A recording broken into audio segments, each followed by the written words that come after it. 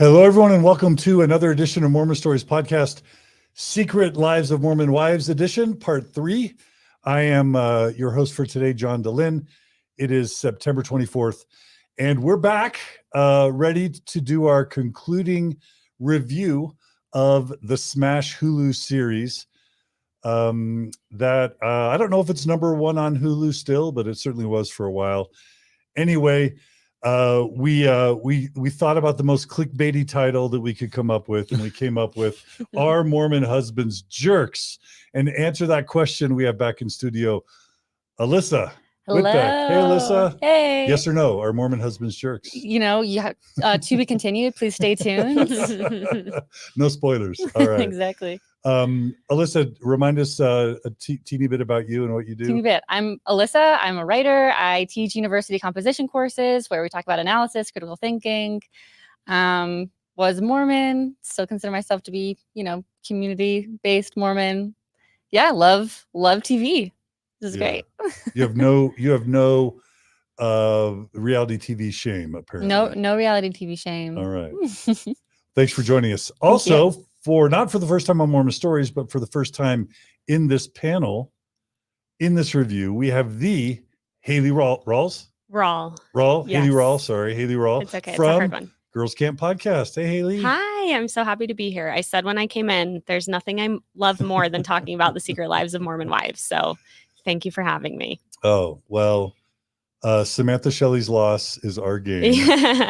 We love you, Samantha. Samantha, we'll Love give you, her our best wishes. She got sick, and so she couldn't join us, but we'll have her back, Samantha. Anyway, tell us a bit about, for the three people who don't know, tell us about Girls Camp Podcast. And Yeah. So I host the Girls Camp Podcast. It's also about the post-Mormon experience. And we were actually just talking about this. I recently had Jessi from the Secret Lives of Mormon Wives on the Girls Camp Podcast. So I've been deep in this rabbit hole. Love talking about all things Mormonism, Mormon culture. I grew up Mormon, did all the things, and then left and am currently unpacking it and have lots to say about it. And of the four of us, you're the only one who's ever had a brand deal. Yes. Yes. So maybe I can relate with these women a little you're bit. the expert. You could opine about the brand deals. Yes, I can. And will as needed. Yes.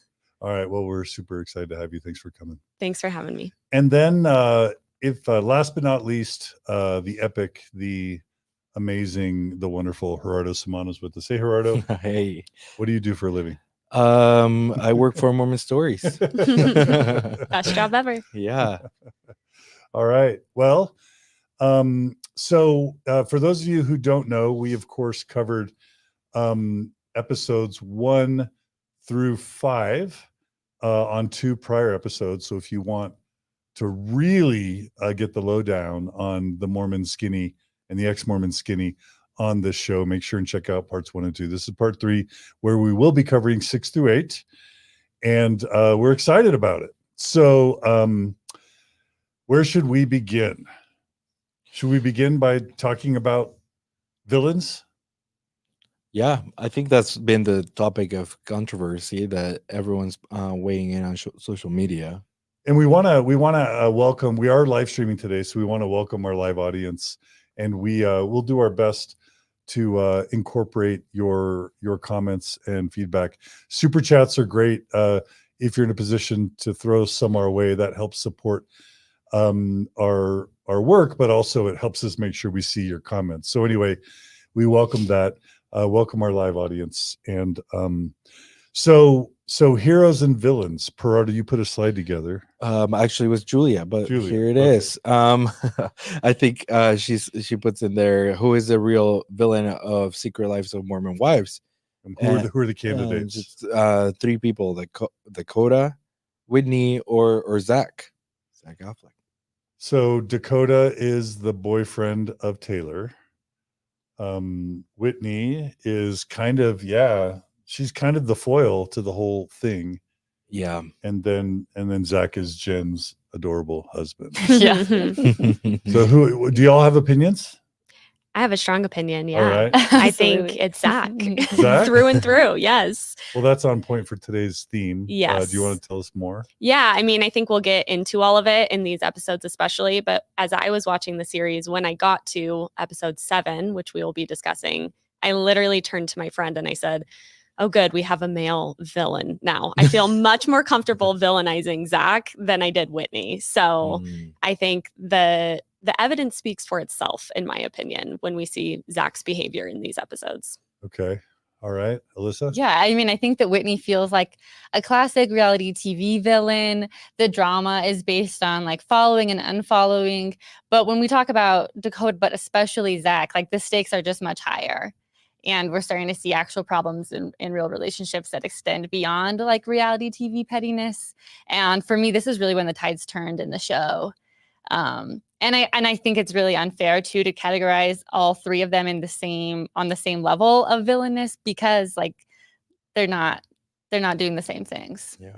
So you're saying Zach's in outer darkness. Exactly. Yes. Okay. But Dakota is where? You know, he's working celestial? his way that way. Okay. Yeah. So he's we celestial you know, kingdom? yes, there we go. And We then have to see Whitney's more of him. Whitney's terrestrial. Whitney's terrestrial. We don't know Yeah. how much is just theater. Is that what you're saying? Exactly. Yeah. that And I mean, right? it seems like there's like real drama going on, but the harm is much less. Yes. I also think I see Whitney and Dakota as more broken individuals whose brokenness is also rubbing off on people around them. Whereas I see Zach as more nefarious in intention as well, which I think makes a big difference.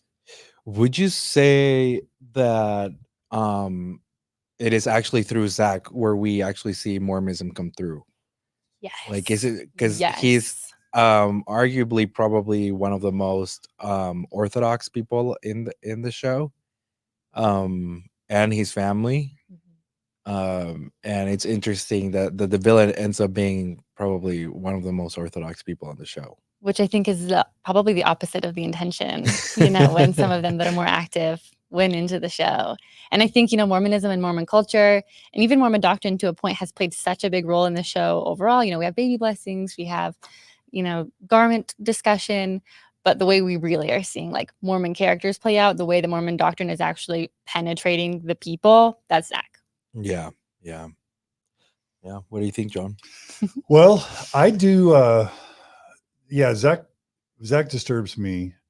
And if you think about real patriarchy dynamics in Mormonism and, you know, all that I've seen in terms of marital conflict and abuse and that sort of thing, sort of like some of the worst aspects of Mormon patriarchy, Zach gives Mormon patriarchy. Mm-hmm. Is that the way to say it in 2024? That's the way to say it. He gives, yes. Yeah, sorry, I missed it. But yes. What did I say? No, I just missed the it gives part. Yeah, That's yeah. maybe too common in my vernacular to even, trigger that. Yeah. Yeah.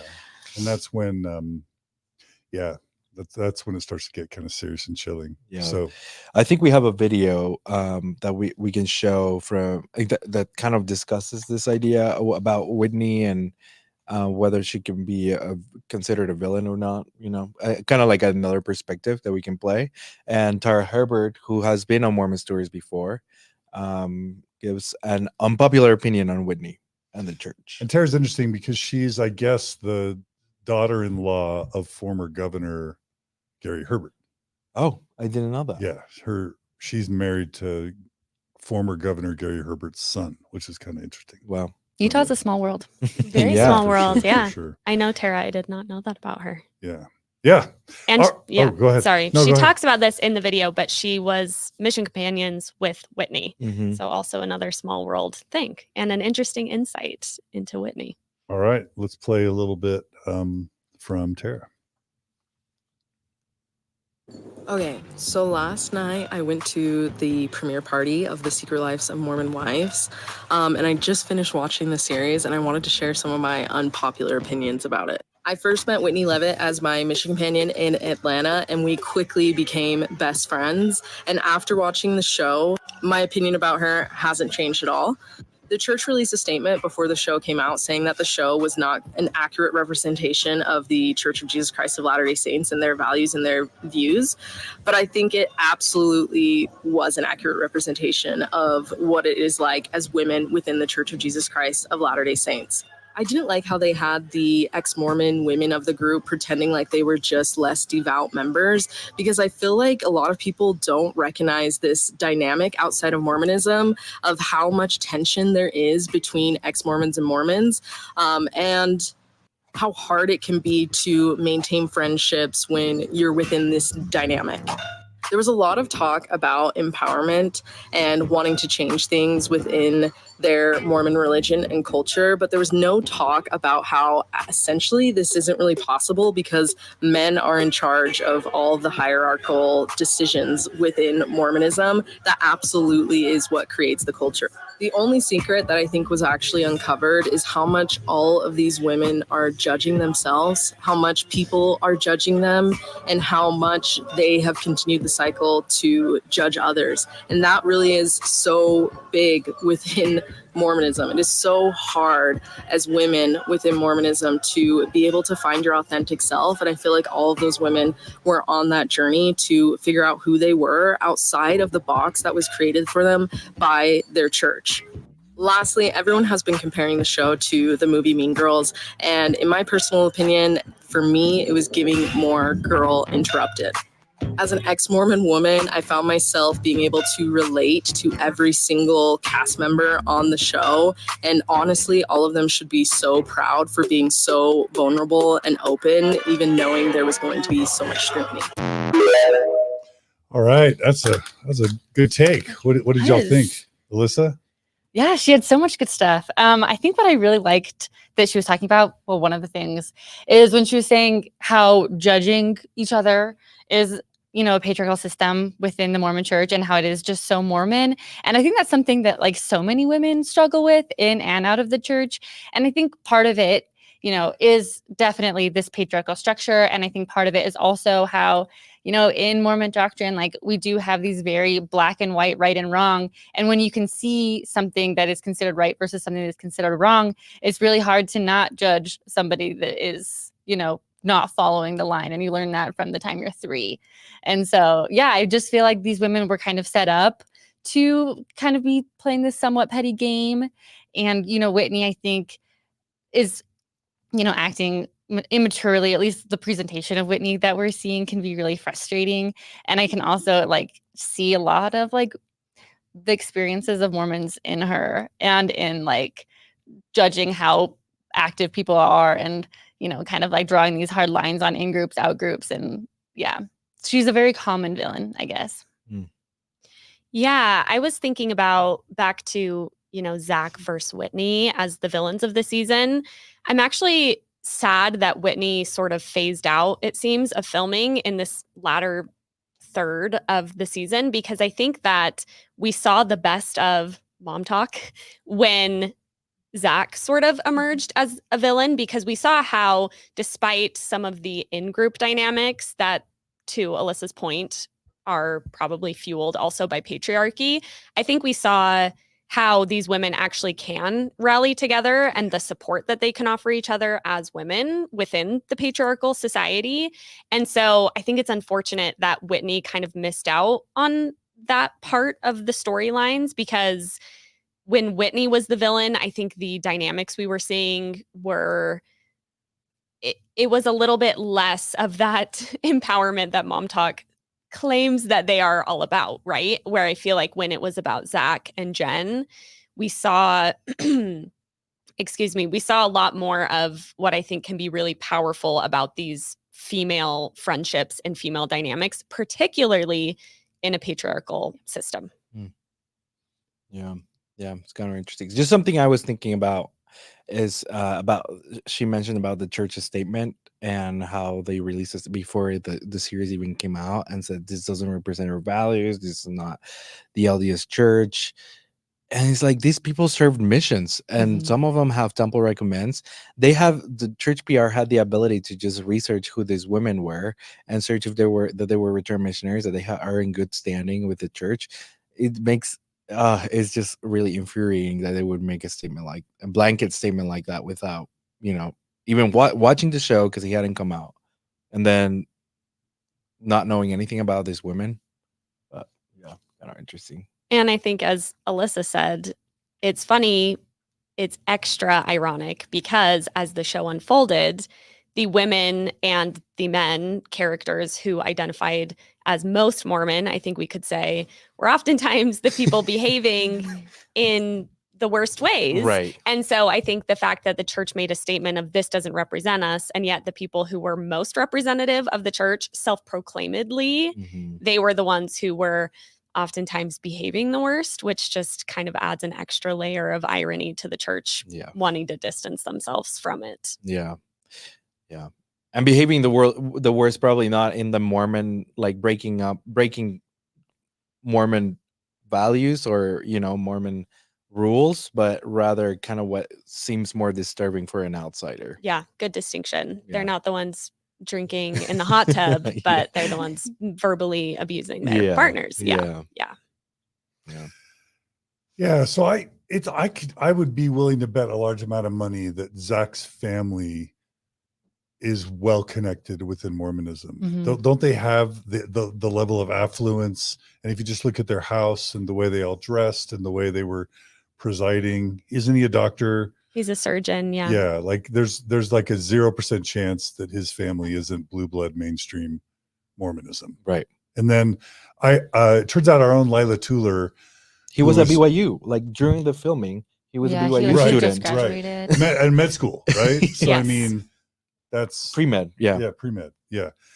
And then Lila Tuller, who was Hartman Rector Jr.'s daughter, we've had her on Mormon Stories podcast. So she was a very prominent general authority's daughter. She told me that her daughter and Demi were super close friends all growing up.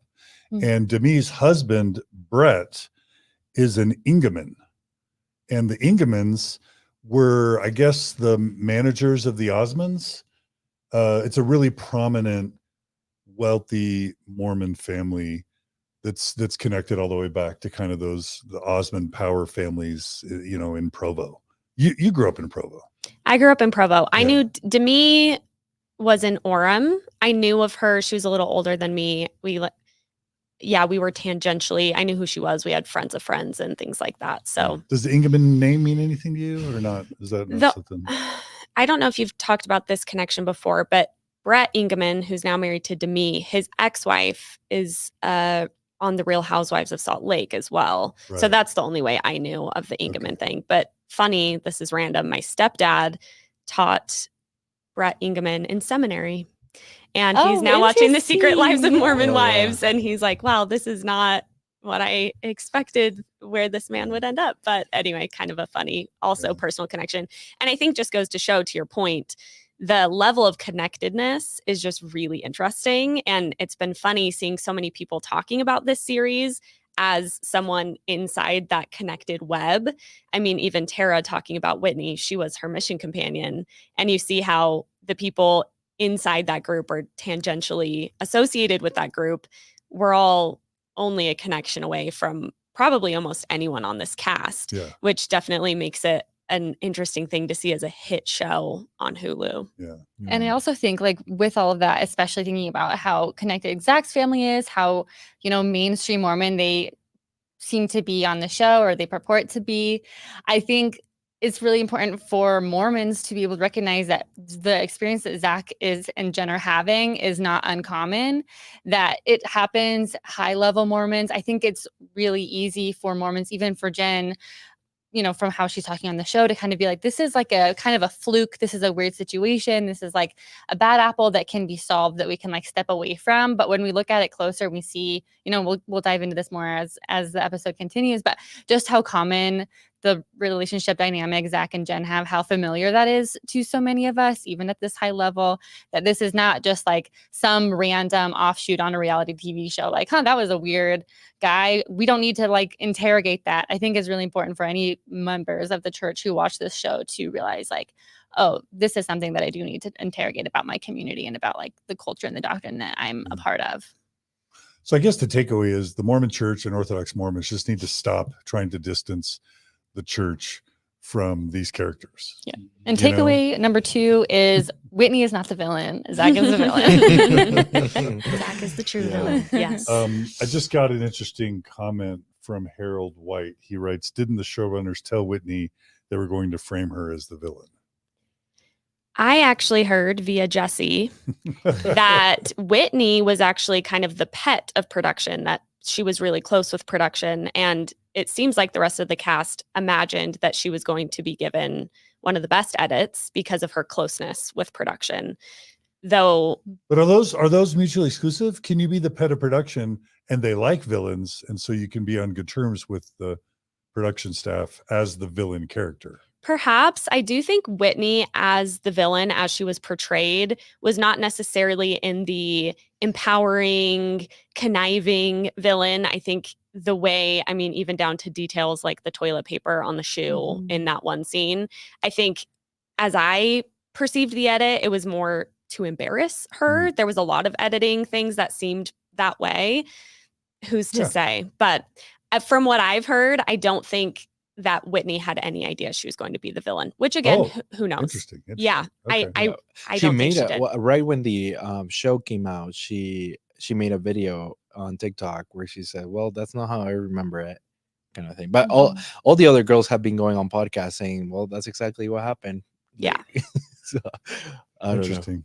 That would just suck to like participate in something that's going to have global exposure and to only find out after that you're framed as a villain. Yeah. That would super suck. I was also at the premiere event for when they showed this, and Whitney came late. She was not standing up at the front with the rest of the women. They did a little intro thing.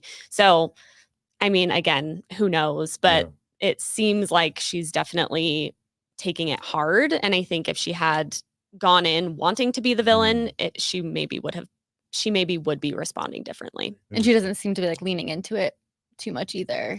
You know, Yeah, maybe a little She bit. kind of is, but isn't. I feel like she's is, but isn't. I don't know. Like It's there's like moments where she is, and then when people actually criticize her, she seems to be uncomfortable. yes, good. Yeah. Yes, I agree. So a couple, I'll just be integrating comments as they come a little bit. Audrey Barlow writes, I went to high school with Zach's parents, typical rich, popular Mormon kids. And that's just Audrey's opinion, Audrey's experience. Well, Zach does say that, or sorry, Jen says that Zach's family all come from family of surgeons. Yeah. Like, it's not just Zach's dad, but like Zach's dad. Generations before. Generations first have been surgeons. Okay. And then our own Julia writes, in a later interview, the girls said that Whitney would cry whenever people called her the villain. So anyway. All right. Now we're going to be sympathetic to Whitney. I don't want to spoil her, but after episode 8, I was just trying to make sense of how absurd this whole thing is. Margie and I were trying to make sense of some of Whitney's behavior, for example. And it's just like, how can we really try to even form opinions on this absurdity? Because it's just so theatrical. And what I concluded, and Alyssa, I guess you're both kind of literary. You both have literary slants. But the best way I could make sense of it is that this is a form of modern satire. That the weird, absurd theatrics is just a vehicle to deliver astute social observations. And if you don't take it as actual plot, but instead as satire, maybe that can allow us all to feel comfortable about evaluating it and learning from it. Is that possible? Am I making it too serious? No, I think reality TV is very serious. I agree. I have lots to say about it. But Yeah. I want to hear. but I do think like the notion that like reality TV is staged, not scripted, I think is definitely coming to fruition here. So things tend to be like exaggerated. You know, people are also, they're under like high stress of being on TV. They're editing things in a different way. So I don't think anything we're seeing is like fake or like scripted, like, okay, now you say this, but everything is like up to a 10, you know, everybody's an exaggerated kind of caricature. Right. Like you were saying, like Satire. yeah, exactly. Yeah. And so I think, that just, So it's truth-ish. It's real-ish. Is that what you're saying? Yeah. And it makes it easier to evaluate, you know, because it's like everybody's like more there's just so much more to see. Yeah. Interesting. It's like real life magnified.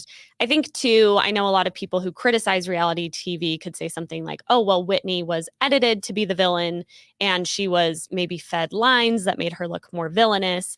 I also think it's really fascinating to kind of break that fourth wall and think, okay, of course there is producer manipulation, but the producers are only working with what they see.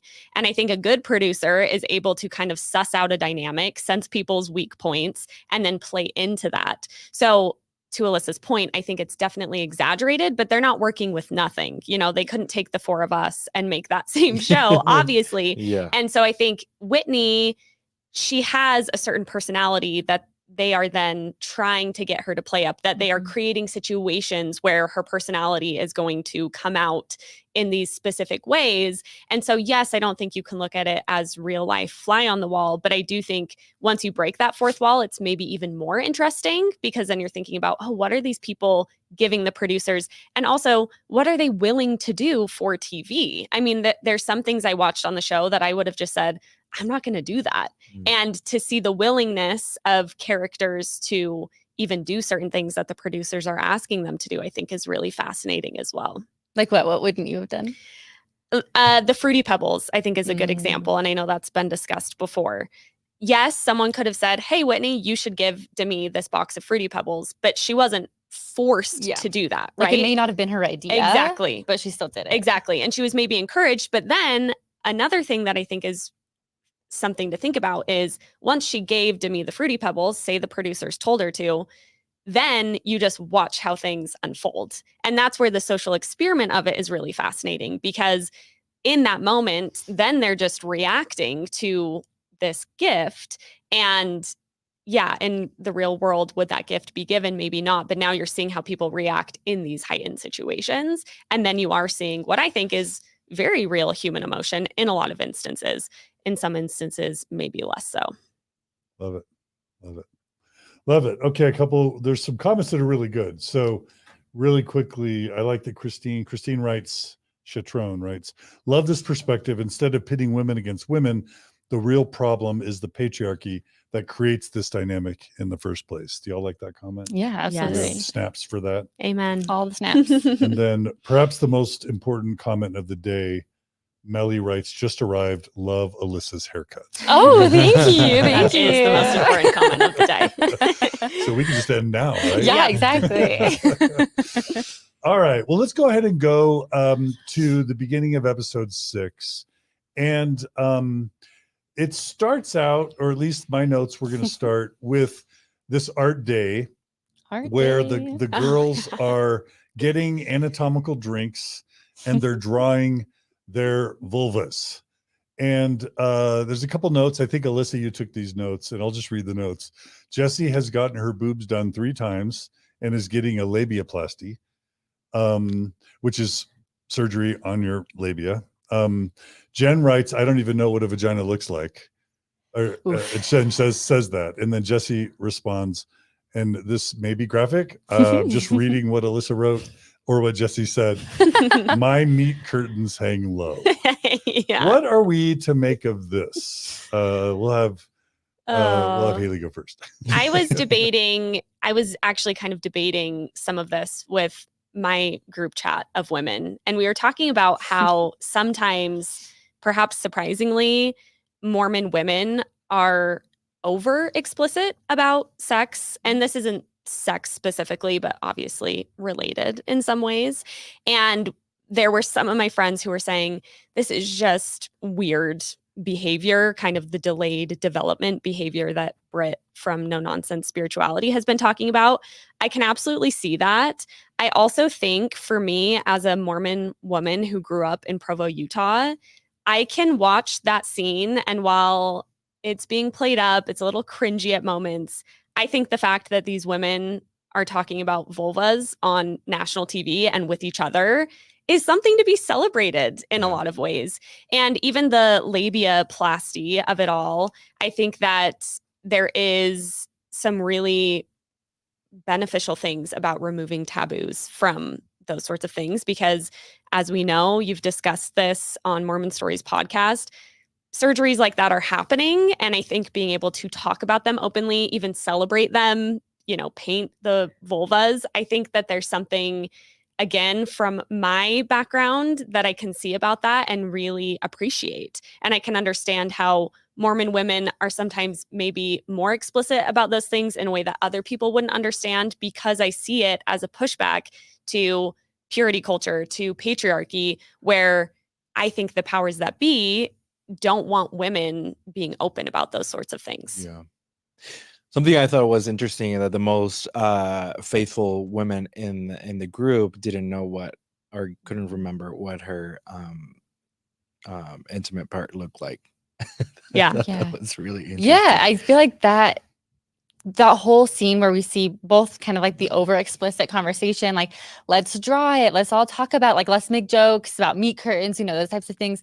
And then we juxtapose that with Jenn saying, like, oh, maybe I need to like go look up a picture of like what a vulva looks like. Like, that felt so Mormon to me, because I do think like a lot of Mormon women don't really know like the specifics. They're not really taught to really pay that close of attention to like what our bodies do or what they look like, things like that. And so then kind of like that overcompensation, I think, is really common. And I do think like, well, to your point, Hayley, like, is it cringy? Yes. Is it, I also was like, found it interesting that like the point also was not only to like draw a vulva, but like draw your perfect vulva, which I was like, oh, there it is. There's still like this like little bit of segue in there of like this, body perfection, patriarchal kind of stance that tends to seep in even in these empowering moments. And so I feel like this is very complicated. And I feel like these women just throughout this series and through this episode just show so many times like the complexity of trying to live in a patriarchal world and trying to go away from purity culture, and how like it can be simultaneously empowering and we can be de-empowering ourselves in one sitting. And that's a lot to unpack in the first like 2 minutes of the show. Yeah. I appreciate you saying that, because I think there is a little bit of like faux sex positivity, or totally. like an attempt at sex positivity, but with still these underlying the perfect vulva. And it's all in honor of going to a surgery to achieve the perfect vulva. And so I think that's a great distinction of, yes, it's maybe a pushback, but only within the confines of how far they're even kind of allowed to go within the system that they're a part of. Yeah, exactly. So for me, I worry that this is going to sound to some like I'm virtue signaling. I'm not. If you married to Margie, I'll just talk about my relationship with Margie. She would always want to say, do you like my hair long? Do you like my hair short? Do you think I should color my hair? Should I not? Is this dress cute? And I have always just felt annoyed at the way culture puts a burden on women that men don't have to carry. And I had these feelings before I even would have identified as a feminist. I'm just like, why do women have to wear makeup and men don't? Why do women have to spend an hour in front of the mirror to get ready and men don't? Why do women have to wear heels that have to be ungodly, uncomfortable, and awkward and dangerous, possibly, and men don't? Like, and again, I'm just being honest. This is how I've always felt. So when Margie's like, should I color my hair? I'm like, you do what you want with your hair. I love your gray. You know what I mean? Should I wear mascara? I'm like, you're beautiful with mascara. I don't need you to wear a single piece of makeup. Like, that's how I've just always felt, because I just I like Margie as Margie. You know what I mean? But I'm supportive of whatever she does. So again, I'm just being honest here. And so, there was a comment, Jamie Feria writes, I had no idea Mormons were so into plastic surgery. We've done a whole episode on that. So y'all check that out. It's just a few episodes ago. But Mormons have 2 or 4 times the plastic surgeons per capita than LA, right? Didn't that come out of our plastic surgery episode? Like, yes, Mormons are into plastic surgery. And my analysis we did a survey of Mormon women about their experiences with plastic surgery. And most of the women who responded said they were really happy with their plastic surgery. But it wasn't so much that saying it made my husband happy. It made me happy. And so I realized I have to be guarded about my opinions about this sort of stuff, because it's not about the men. It's not about me. And if a woman's saying my mommy makeover just makes me feel better about myself, or my clothes fit better, or I just feel like I'm cuter or can wear my old clothes, or whatever the reason is, then yes, all the plastic surgery that makes people feel healthy. When it comes to the labiaplasty, and again, I'm sure I'm not even supposed to have an opinion on this, like I've always associated that with a woman trying to make her anatomy look appealing to her husband, because that's one instance where a woman's probably never going to be able to see that. And that, again, my immediate reaction is that makes me sad. Why would a woman have to go under the knife so that her husband is happy with whatever like that? My initial reaction is to feel sad about that. However, I was talking to my friend just this morning about his wife's mommy makeover, and it turns out that some of the reconstruction they did allowed her to have more pleasure in sex. And so I'm always torn between like resenting how our society makes women contort themselves to, quote, please the male gaze, and just trusting and believing women that they're doing what makes them happy. Does that make sense? I'm just being honest. That's how I feel. Totally. I think it's complicated. I do know that there's a correlation between how a person feels about themselves during sex and how they enjoy having sex too. Like if they're confident about their body and how their partner perceives them, they're probably going to enjoy the experience more than if they are insecure about what their body looks like. I think a labiaplasty too. I've seen some comments on this that I know that a lot of women do get labiaplasties for insurance can cover it because it can be really uncomfortable, and particularly postpartum, as Jessi was talking about. I think that, and this is where it gets complicated, right? It's where do you draw those lines of something that's could even be medically necessary or increase pleasure and things like that. I think that there are a lot of people who probably get a labiaplasty twofold because there is something about the aesthetic and the pressure. And then there's also something about they just want to be comfortable. Jessi even mentioned this in leggings. She felt uncomfortable. And so I think particularly the postpartum element, I think changes things a bit for me as well, because it maybe feels less about achieving the most perfect body and a little bit more about reclaiming something Childhood destroyed postpartum. my body. Yes. Having babies. Yes. Yeah. So I think that it's complicated. And I think both of those things are true at once, for sure. Yeah. Which is why I think the discussion is important to have, because, it is so multifaceted. And I think the fact that these are many women who've had babies very young, as young as 16, I think just adds a really interesting element to this, because they're experiencing their 20s and early 30s very differently than the rest of the country. So they're getting, cosmetic augmentations much earlier than other people who are doing it for a postpartum reason, and things like that. And it is, we talked about this in the plastic surgery episode, but you simultaneously have, cosmetic reasons. You also have medical reasons, adjustments. There's also like the doing it for yourself, but there's also the social capital of why you feel like you're doing it for yourself. There's also the male gaze. Like it is just we're in a very complicated spectrum with that, I guess. Yeah.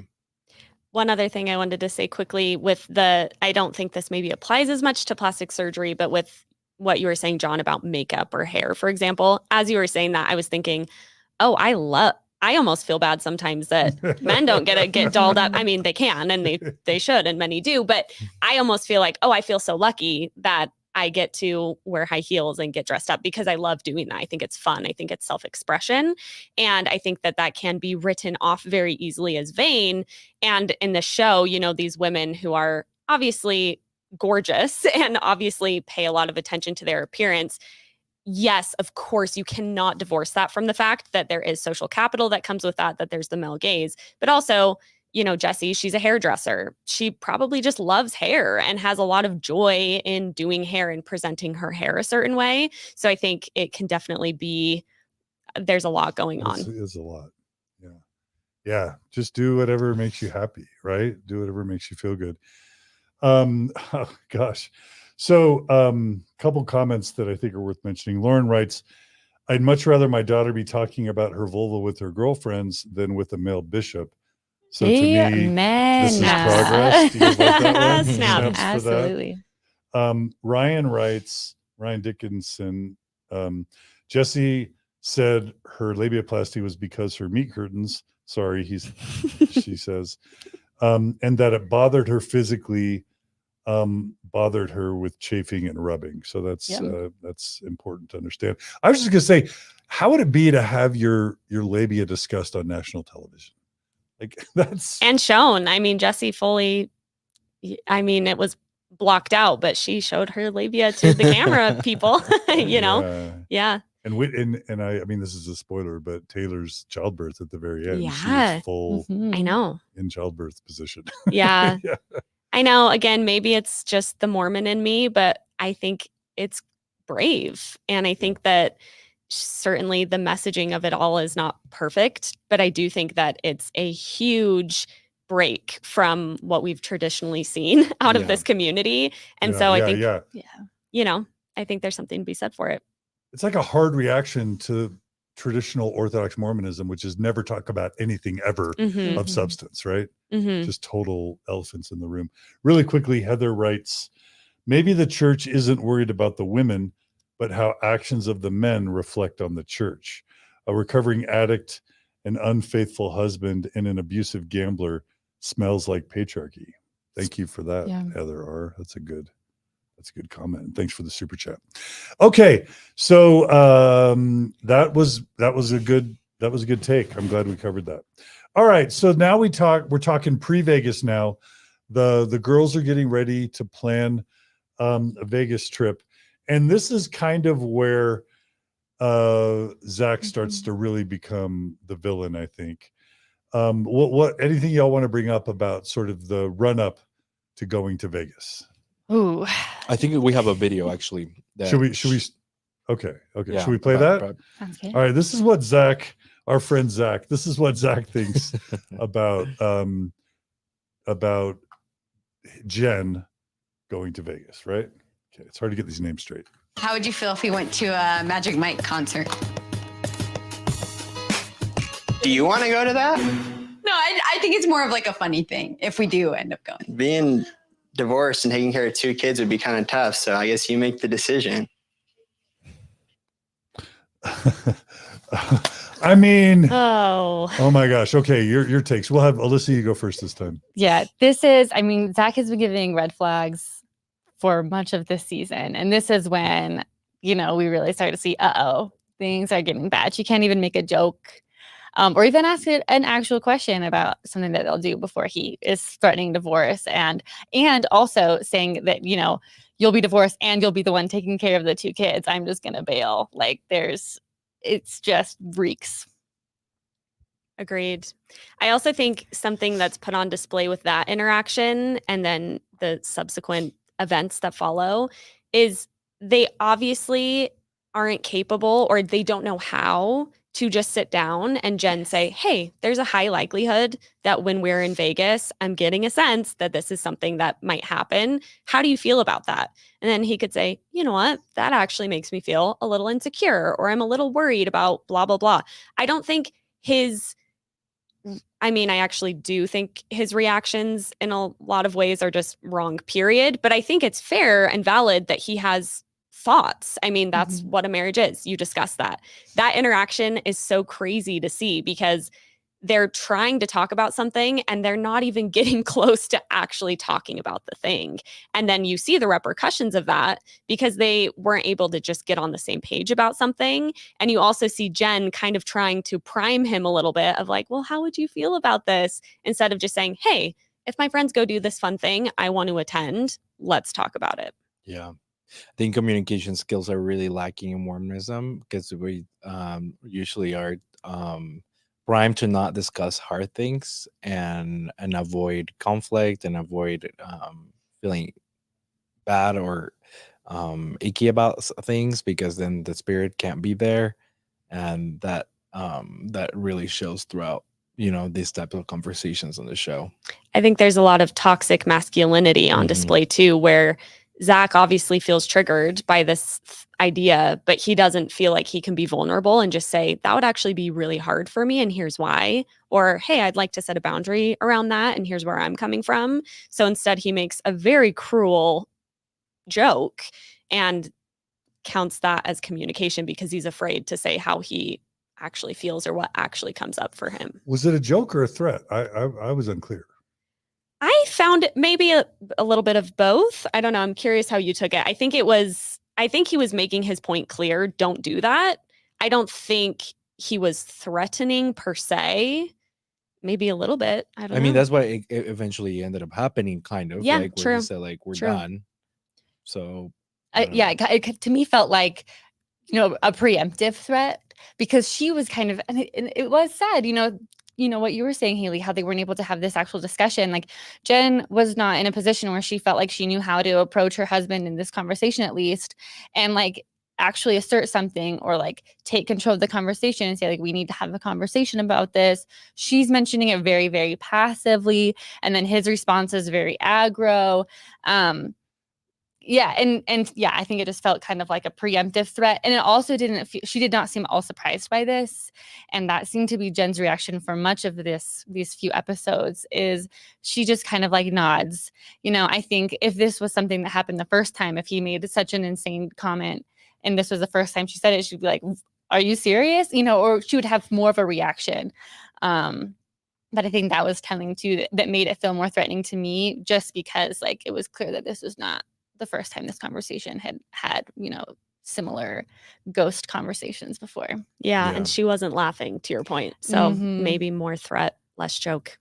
yeah, there are two thoughts that occurred to me when watching this behavior from Zach, and both are kind of scary. One of them is, just think about, Jenn is the breadwinner, the one that works her ass off to pay the bills, and Zach is basically just going to school and doing nothing and probably spending money at gambling, and then but then he also feels like he has, he's the decision maker of the house, and how much of that is him feeling threatened that he can't have a say because Jenn is the breadwinner, and then kind of like overly compensating for that insecurity. But then there's also the scenario where, like, if he's behaving this way now, when he's not even bringing any money to home, how would it be when he's a surgeon and he's the one making all the money? That's such a good point. Like, we're seeing this, kind of like toxic provider mentality from someone who's not really doing much of anything from what we see. Like, the way that Jenn talks, she's the one that's doing the cleaning, she's the one that's doing the childcare, she's the one that's the breadwinner. And yet Zach still has been taught from his church that he is the head of the household. And so he acts that way. And he doesn't even have, financial backing of him being a surgeon that he will presumably have in the future.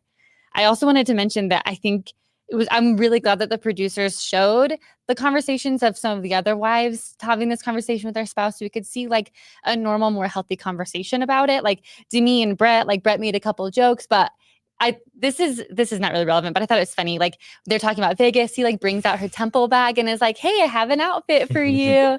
And they're like a long pioneer dress. Yeah, exactly. And like, it's just fun. Like, they're just, he knows, he's like, he kind of knows. And I think that kind of showed like pioneer dress.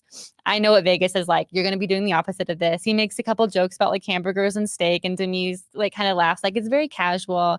And then Macy and her husband have like a very sweet conversation where he's like, "I trust you." And she's like, "Are you jealous?" He's like, "Why would I be jealous? Like, I trust you. I know you're not going to do something that would make me uncomfortable."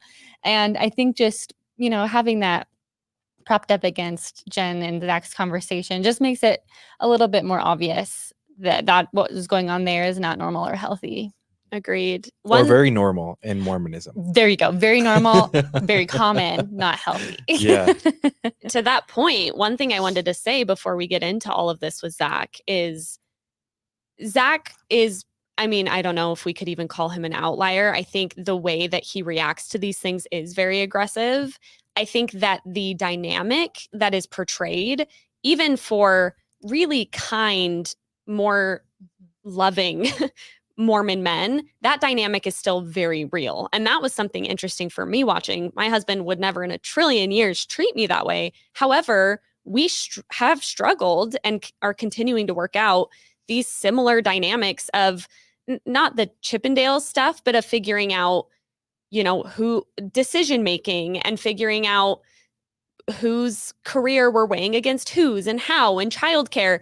I just think it's important to note that although Zach might seem easy to distance from because of just how terrible he is, even in loving Mormon marriages, these dynamics unfortunately are still going to come out because of what the messaging in churches around a man's place in the household and a woman's place in the household. And so I think that that's a really important thing to say up front. And to Alyssa's point about reality TV, yes, this is exaggerated, but it's allowing us to see how this happens on a whole scale and spectrum. And I also think when we're in a community of even, these good marriages where that patriarchal system is still very common, it makes abusive relationships seem less bad. When you're comparing an equal marriage to an abusive marriage, then it's obvious just how drastically different it is. When you're showing a loving but patriarchal marriage to an abusive marriage, you can still see the difference, but you might be able to make more justification. Say, oh, maybe he's just a little angry. We just need to talk some things down.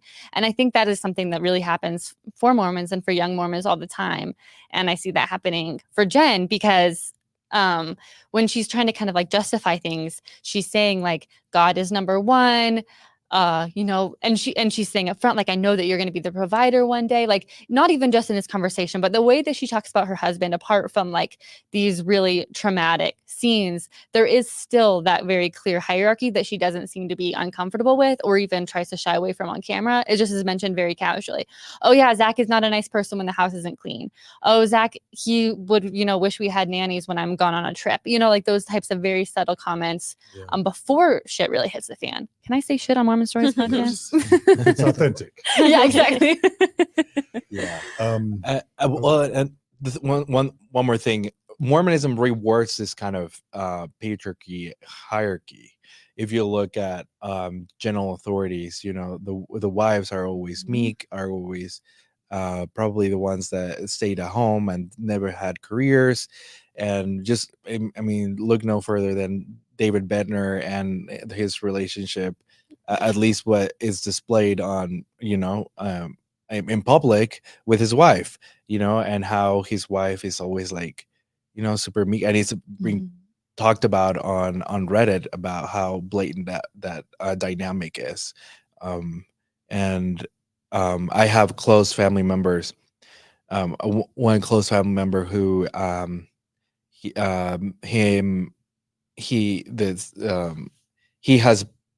hasn't been able to get a calling higher than stake presidencies, and he knows or blames it a little bit on his wife for not being the type of wife that a general authority usually would have. And this is just really how Mormonism rewards this man for following this patriarchy hierarchy in the home, I think. And Jenn is in one more thing. Jenn is in such a difficult position because I do feel because she has said before that she expects her husband, he's going to be the provider at one point in a decade or whenever Zach finishes medical school. And so she's kind of, and she seems to kind of feel guilty about being the breadwinner right now. She's simultaneously Right. proud and excited. She says a lot of positive things, but she's also seems, just from those comments of Zach's a little bit uncomfortable. She's kind of wrestling with that, which I think a lot of women, Mormon and ex-Mormon women, something that I'm still struggling with is how much do I want to work? How much am I pushing against the patriarch? How much am I leaning into it? I think that's just a question that a lot of mothers in particular have. And unfortunately, Jenn is in the role where she's doing most of the childcare, most of the cleaning. She's a breadwinner. And she also can't emasculate Zach. And so she's always kind of pivoting to make it seem like he's still in charge. And I think in some ways, unfortunately, her being an influencer, being in this job that is typically seen as less important, she's able to, kind of take a back seat. If she was having a more respected position, maybe she would be seen as more of the powerhouse in the family. But because she's just in this quote unquote feminine, silly job that still makes an insane amount of money, she's able to still kind of make it seem like Zach still is in control. She's kind of like this passive meek. She's just dancing, you know, it was just this hobby that's getting her this money. She doesn't have to like, anyway, she's still actively trying to not emasculate him because he can't take it. Yeah. We're super thrilled to have Julie, Dr. Julie Higgs in the comments. She writes, hey, Julie. Hey, Julie. She writes, direct communication is rare with LDS couples I've worked with, especially about taboo topics.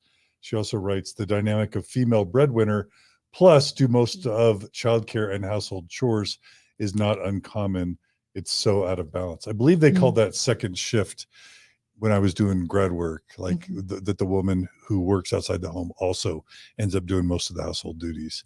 And we're thrilled to have you, Dr. Hanks. Thanks for joining. Really quickly, so I'm not a Zach apologist. Yes, on horrible communication skills. Yes, that was a horrible thing to say. I am truly, genuinely worried about Jenn. So I will say yes to everything y'all have said. And I did try and put myself in his shoes for a second, not his shoes, but in the shoes of a faithful Orthodox Mormon husband who's being told that his wife is going to go to a strip club for women, where men strip and show their rears and maybe even more to the audience, like, and where there's alcohol, and that it's going to be on national television. Now, I'm 55. I still haven't tried alcohol or marijuana. I've never been to a strip club, and I'm 10 years out of my excommunication. Like, I could do all that. I'm sure if I contextualize it properly, Margie would say, yeah, go to a strip club, you know, whatever. But I don't. That's how Mormon I still am. So if I'm 10 years out and all that stuff is something I would never do even now, or don't think I would do, I can understand a husband not communicating it the way he did, but like, this is not what we do. This is not just not aligned with our values. Going to a strip club and having it be on national television is a deal breaker. So horrible way to express it. If I'm actually trying to put on my Mormon hat, that is an outrageous, potentially deal killing decision for a spouse to make. Or am I wrong? Am I wrong? I would or love. Am I just old? I was actually having self-reflection in the opposite direction, because I've been seeing discourse around the Chippendales and seeing a lot of people, never Mormon people, who are saying that is a big deal. I would not want my partner to go to a strip club. I personally feel like Chippendales is so different. Yeah. And Than a strip club. Club. Yeah. I can still see. How so? Because I've never been. It's a show. It's not, you know, A it's strip not a club- bar where you go to get maybe find a strip. But there's lap a dances, stripper right? too. I mean, there's lap dances. I think one of the biggest differences, which I've gotten some heat for because Jessi and I talked about this, and perhaps this is a double standard. I do think that Chippendales, number one, it's campy. It's less sexy and it's more silly, campy, goofy. I also think there's so much to say about the fact that the whole world is centered around the male gaze. And for women to go to something like a male show, yes, a strip show, that is catered to the female gaze, I think there's something about that that makes it quite different for me as well. Because speaking for myself, if I were to go to a Chippendale show, it would be hilarious. It would be, I mean, you see it in the way the women are watching. I just think the women going to a Chippendale show is so differently motivated than even potentially women going to a strip club. It just is, it's apples and oranges to me. And yes, they're related. And yes, there's nudity. Yes, to me, put her hands on the Chippendales guy's butt, whatever. But I just never would have seen Chippendales as something I just never would have compared it to a strip club. Yeah. I think it's so different. And I think, again, just to emphasize, I think the fact that it's catered toward heterosexual women, because it is very rare that gaze is catered to. And because the female gaze, I think, is so much less in that instance about arousal, it's about fun and it's about play. And I think that makes it different too. But Hayley, how much of that critique or analysis is post-Mormon feminist Hayley versus Orthodox believing Mormon Hayley? And I there's no right answer there. No, right? it's a good question. I tried to put myself in that frame of mind, thinking if I was a full-blown Mormon, I mean, I'm maybe hard to ask that too, because my husband's the type, I just don't think he would have ever really cared. But I mean, they talk about this on the show. Macy, who's Mormon, she's gone to Chippendales with her mom. I was listening to a podcast, I believe it was Demi, who said she went to church after the show aired, and she had multiple women in the ward coming up to her and saying, oh, we've been to Chippendales, like active Mormon women. So I don't know. I'm sure there's a wide spectrum, but so basically I'm old. That's what you're saying. John, your age is showing. In a nutshell. I don't know. What do you think? I'm joking. Yeah, I mean, I think that I think it's really important to make the distinction between Chippendales and stripping just for like the intention. You know, some of the acts are the same, you know, these shirtless men, very ripped, but like women that are going to a Chippendale show, they're going to a performance, they're going to like something fun. They're not going to get aroused, where I think the intention of a strip show is like, you know, I'm trying to do this secretly. I'm like hoping to like get it on, you know, maybe I'll even bring someone home and pay them. I don't actually know. I don't really know what I'm talking about, but like, that's my perception. Yes. And John, I think to your point, like Zach might not know the difference. And he might've thought like, you are going to go and like have a stripper dance on you and like you hope to take you back to the room. Like, it seems like that was kind of what he was thinking. And I was trying to think about myself, my Mormon brain. And like, I think even then, I'm pretty sure my mom and my sister and I talked about going to a Chippendale show in Vegas and like pose in front of the pictures when I was like a teenager, like just for fun, like very silly. Like I was very, very Mormon, but this is cringy to admit on live, but I've already started. So like, I can't wait. Why stop now? Why stop now? There's this time. And again, I know it's not great, but like, remember when like Hollister, like at the mall, there'd be like the guys out the shirtless. Yeah. I was always the one to like go like up and pose. And I was like but like, it was silly, you know? And like my mom thought it was funny. And like, that was just kind of how it was. So to me, that's like how Chippendales is. But I do think and so, okay, I have two things that I want to like really emphasize about this. One of them is that I think every relationship deserves to have its own boundaries and we can honor those. And I think if Zach is not comfortable and if Jenn is not comfortable, I think, you know, what is okay for Jessi's relationship does not necessarily have to be okay for Zach's relationship. What is okay for Macy's grandma might not necessarily be okay for Michaela's husband. And I think that is normal, and every relationship needs to work on those communication skills to be able to establish those boundaries so that both parties are feeling respected. Neither party is feeling like they are being being submissive in this decision process. And I also think what tends to happen in this conversation, I think the Chippendales is unfortunately a red herring. I think we're arguing, and when I say we, I mean like the discourse collectively. I think a lot of people are watching this show and trying to debate whether or not Chippendales is acceptable or not. And I think that's a red herring for the actual problems, which is Zach's behavior. And I think that's really the core that is, you know, the shocking element of this. We'll move on after this. One final comment I'll make is that Mormons in 2024 are getting beat down over their pornography use. And so to an unsophisticated Orthodox Mormon man in the bubble, I could see him saying, I'm getting the shit beat out. I'll say shit just because you want me to. We're pro swinging. I'm getting the shit beat out of me because I can't stop looking at pornography. And yet all you women are going to basically see live pornography. I can see that being a very natural Orthodox Mormon thought or concern. Anyway, not to apologize for him. Speaking of apologies for Zach, Gerardo, we have a clip about comments from Zach and his mom. Did you want to say anything about it to set it up? Let's just watch it. Okay, let's watch the clip. To the surprise of absolutely no one, Zach's family has now reacted to the show. So we're going to read what they had to say. But first, thank you to this Reddit page for saving these screenshots before the comments got deleted. Let's start with Zach's brother. AJ. Zach is one of the best guys in the world. Ask anyone who knows him personally. I'm beyond saddened by the fake manufactured representation of him. I'm extremely disappointed in Hulu, his wife, and these fake girls. This backs up the very reason I decided never to be shown on the show. It's a fake, nasty representation of an amazing religion and people. I pray for my brother and others deeply affected by this nonsense. What a riveting statement. Followed by a statement from Zach's mother, Krista. I love everything about this statement. As someone who's been personally affected by this, let me tell you, Hulu is in the business of destroying marriages and families. So now I pray we can all judge less and love more, and let our lights continue to shine to show the world who we really are.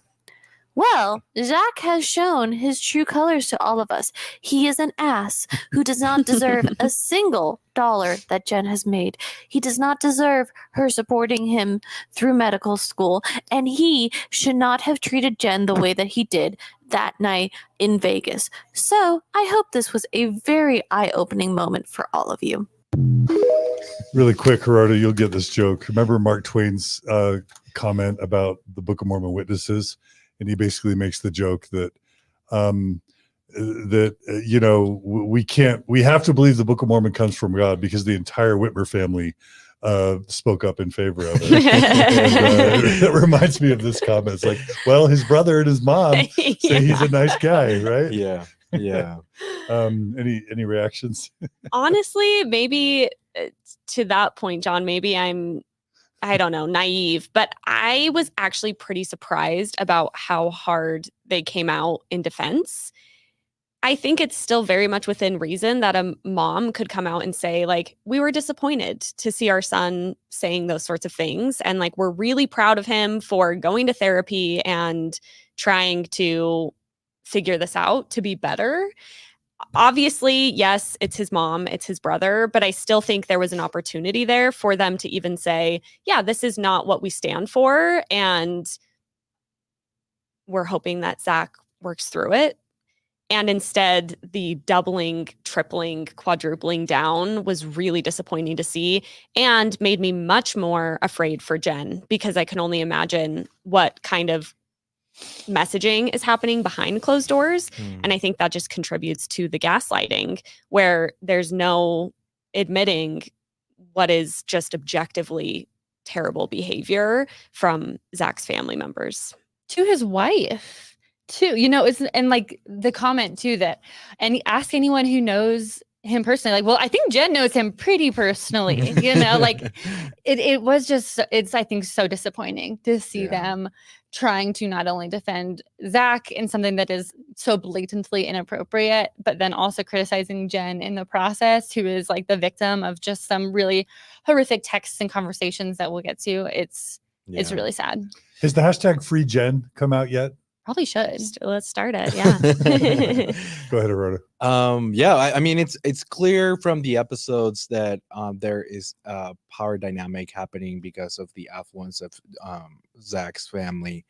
I don't know if we've talked about this, but she mentions that her mom is literally a person that works cleaning the hospital where Zach's dad is a surgeon on, and are they immigrants, legal immigrants? Are they? Do you know? I'm not sure. But her mom's from South America, right? Yeah, right.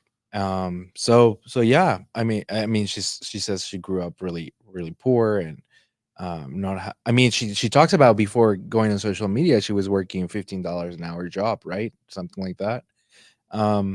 So yeah. I mean, the power dynamic must feel really hard, trying to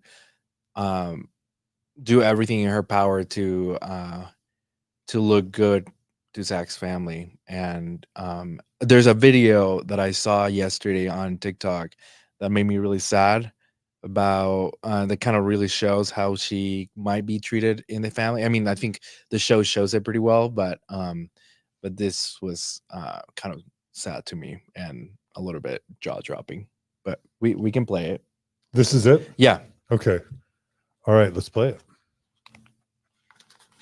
Remember when Jenn Affleck's mother-in-law and brother-in-law and just Zach's family went online to attack Jenn and Hulu for Zach's narcissistic behavior? They literally did not blame anything on Zach, of course. Well, this was posted in a forum, and I think it's very interesting. Crystal, who is Zach's mother, who already made comments in regards to the Secret Lives of Mormon Wives, made posts for her daughter-in-laws on their birthdays. And I do think it's very interesting how different these two posts are. So for Jenn's birthday, she posted one photo of their family. And she said, "It's this fun-spirited, music-loving, hard-working, beautiful girl's birthday today. We love and appreciate you, Jenn, are so grateful for the mix you add to our family." And Zach's brother, AJ, I'm assuming this is his wife, and this is what she wrote on Bay's birthday. "Happy birthday, Bay. We love you," all in caps. "When your child finds someone who loves them, believes in them, and makes them the best version of themselves, it is a gift. That is what Bailey is to AJ, our family, and me. A gift. I love you, Bay. Happy birthday." When Crystal wrote the mix you bring into our family, probably because Jenn is not blonde with blue eyes, she's half Ecuadorian, the mix just sounds kind of condescending. So basically, it's like, yeah, Jenn, thanks for bringing the mix to our family. You're so exotic. To Bay, you are our gift. We love you. She said happy birthday like 3 times in one post to Bay. This says it all, and I just think Jenn deserves so much better. Thoughts?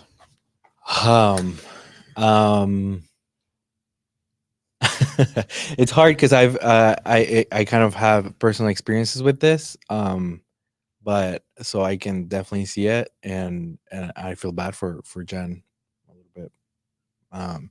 It is, I mean, it is clear why the mom would not take any or put any responsibility on Zach, and instead blame Jenn and Hulu for the betrayal of Zach.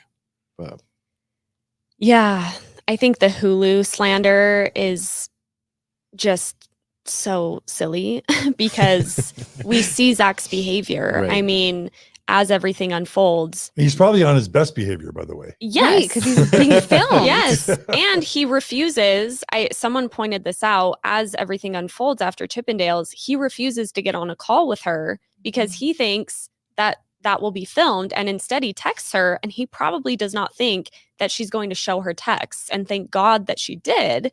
But she showed her text, read her text out loud. That's how we know what Zach said. No one made that up. No one edited that a certain way. That was his words. I mean, there's a screenshot of the text. It's terrible. It's worse. It's awful. And so to blame it on Hulu, I think is just goes to show how far they're willing to go to justify Zach's behavior. And yeah, I think those birthday posts show that this is probably much deeper as well than the show. It's probably not, they probably didn't love the dynamic for many reasons in the first place.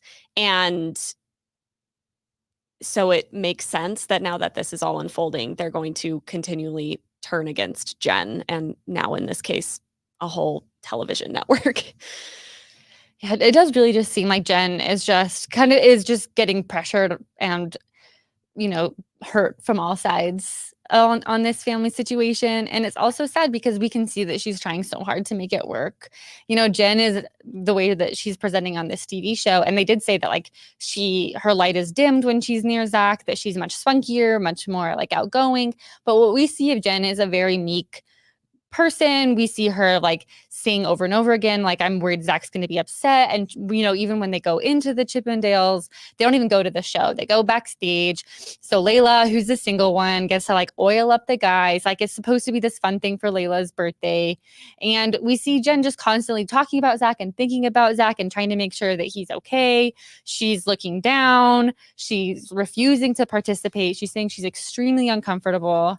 And I think that just makes it, so much of this conflict, some of this anger toward Jenn, it makes it even worse because she was actively trying to stop this from happening because she knew that his response was going to be terrible. And I think that again shows that it wasn't just this kind of deal breaker, crazy Chippendales strip thing that it would be really triggering for a lot of Mormons and Mormon marriages. This is a pattern that's been going on in the relationship. She's always kind of preemptively trying to make sure that he stays calm and is trying to walk on eggshells around him. And it's just really hard to see. Yeah, I agree. So we do have those a TikTok video that shows the text messages, but I'm not sure if you want to cover anything about the timeline first, regarding what happened, the Chippendales show and Jenn leaving. Do you want to discuss? Yeah, so so what happens after after they decide to go? So Jessi decides to go. She's surprising all of the women because I think it's Layla's birthday, right? Mhm. And she's the single one. She's just getting divorced. It's this kind of fun, like bachelorette vibe. They go to the Chippendales, they get the backstage pass. Layla gets to oil up the guys. Michaela's husband and Dakota are also uncomfortable that they're at Chippendales. And so all three of these women, Jenn, Taylor, and Michaela, don't even go to the event at all. They head back to their Airbnb because they don't want to upset their men. The other women, they go to the Chippendales, they're laughing, it's playful. That goes down. And then we go back to the Airbnb. And I wrote down a couple things that... Why did Jenn go? If there was said. an option of staying back, why didn't she stay back?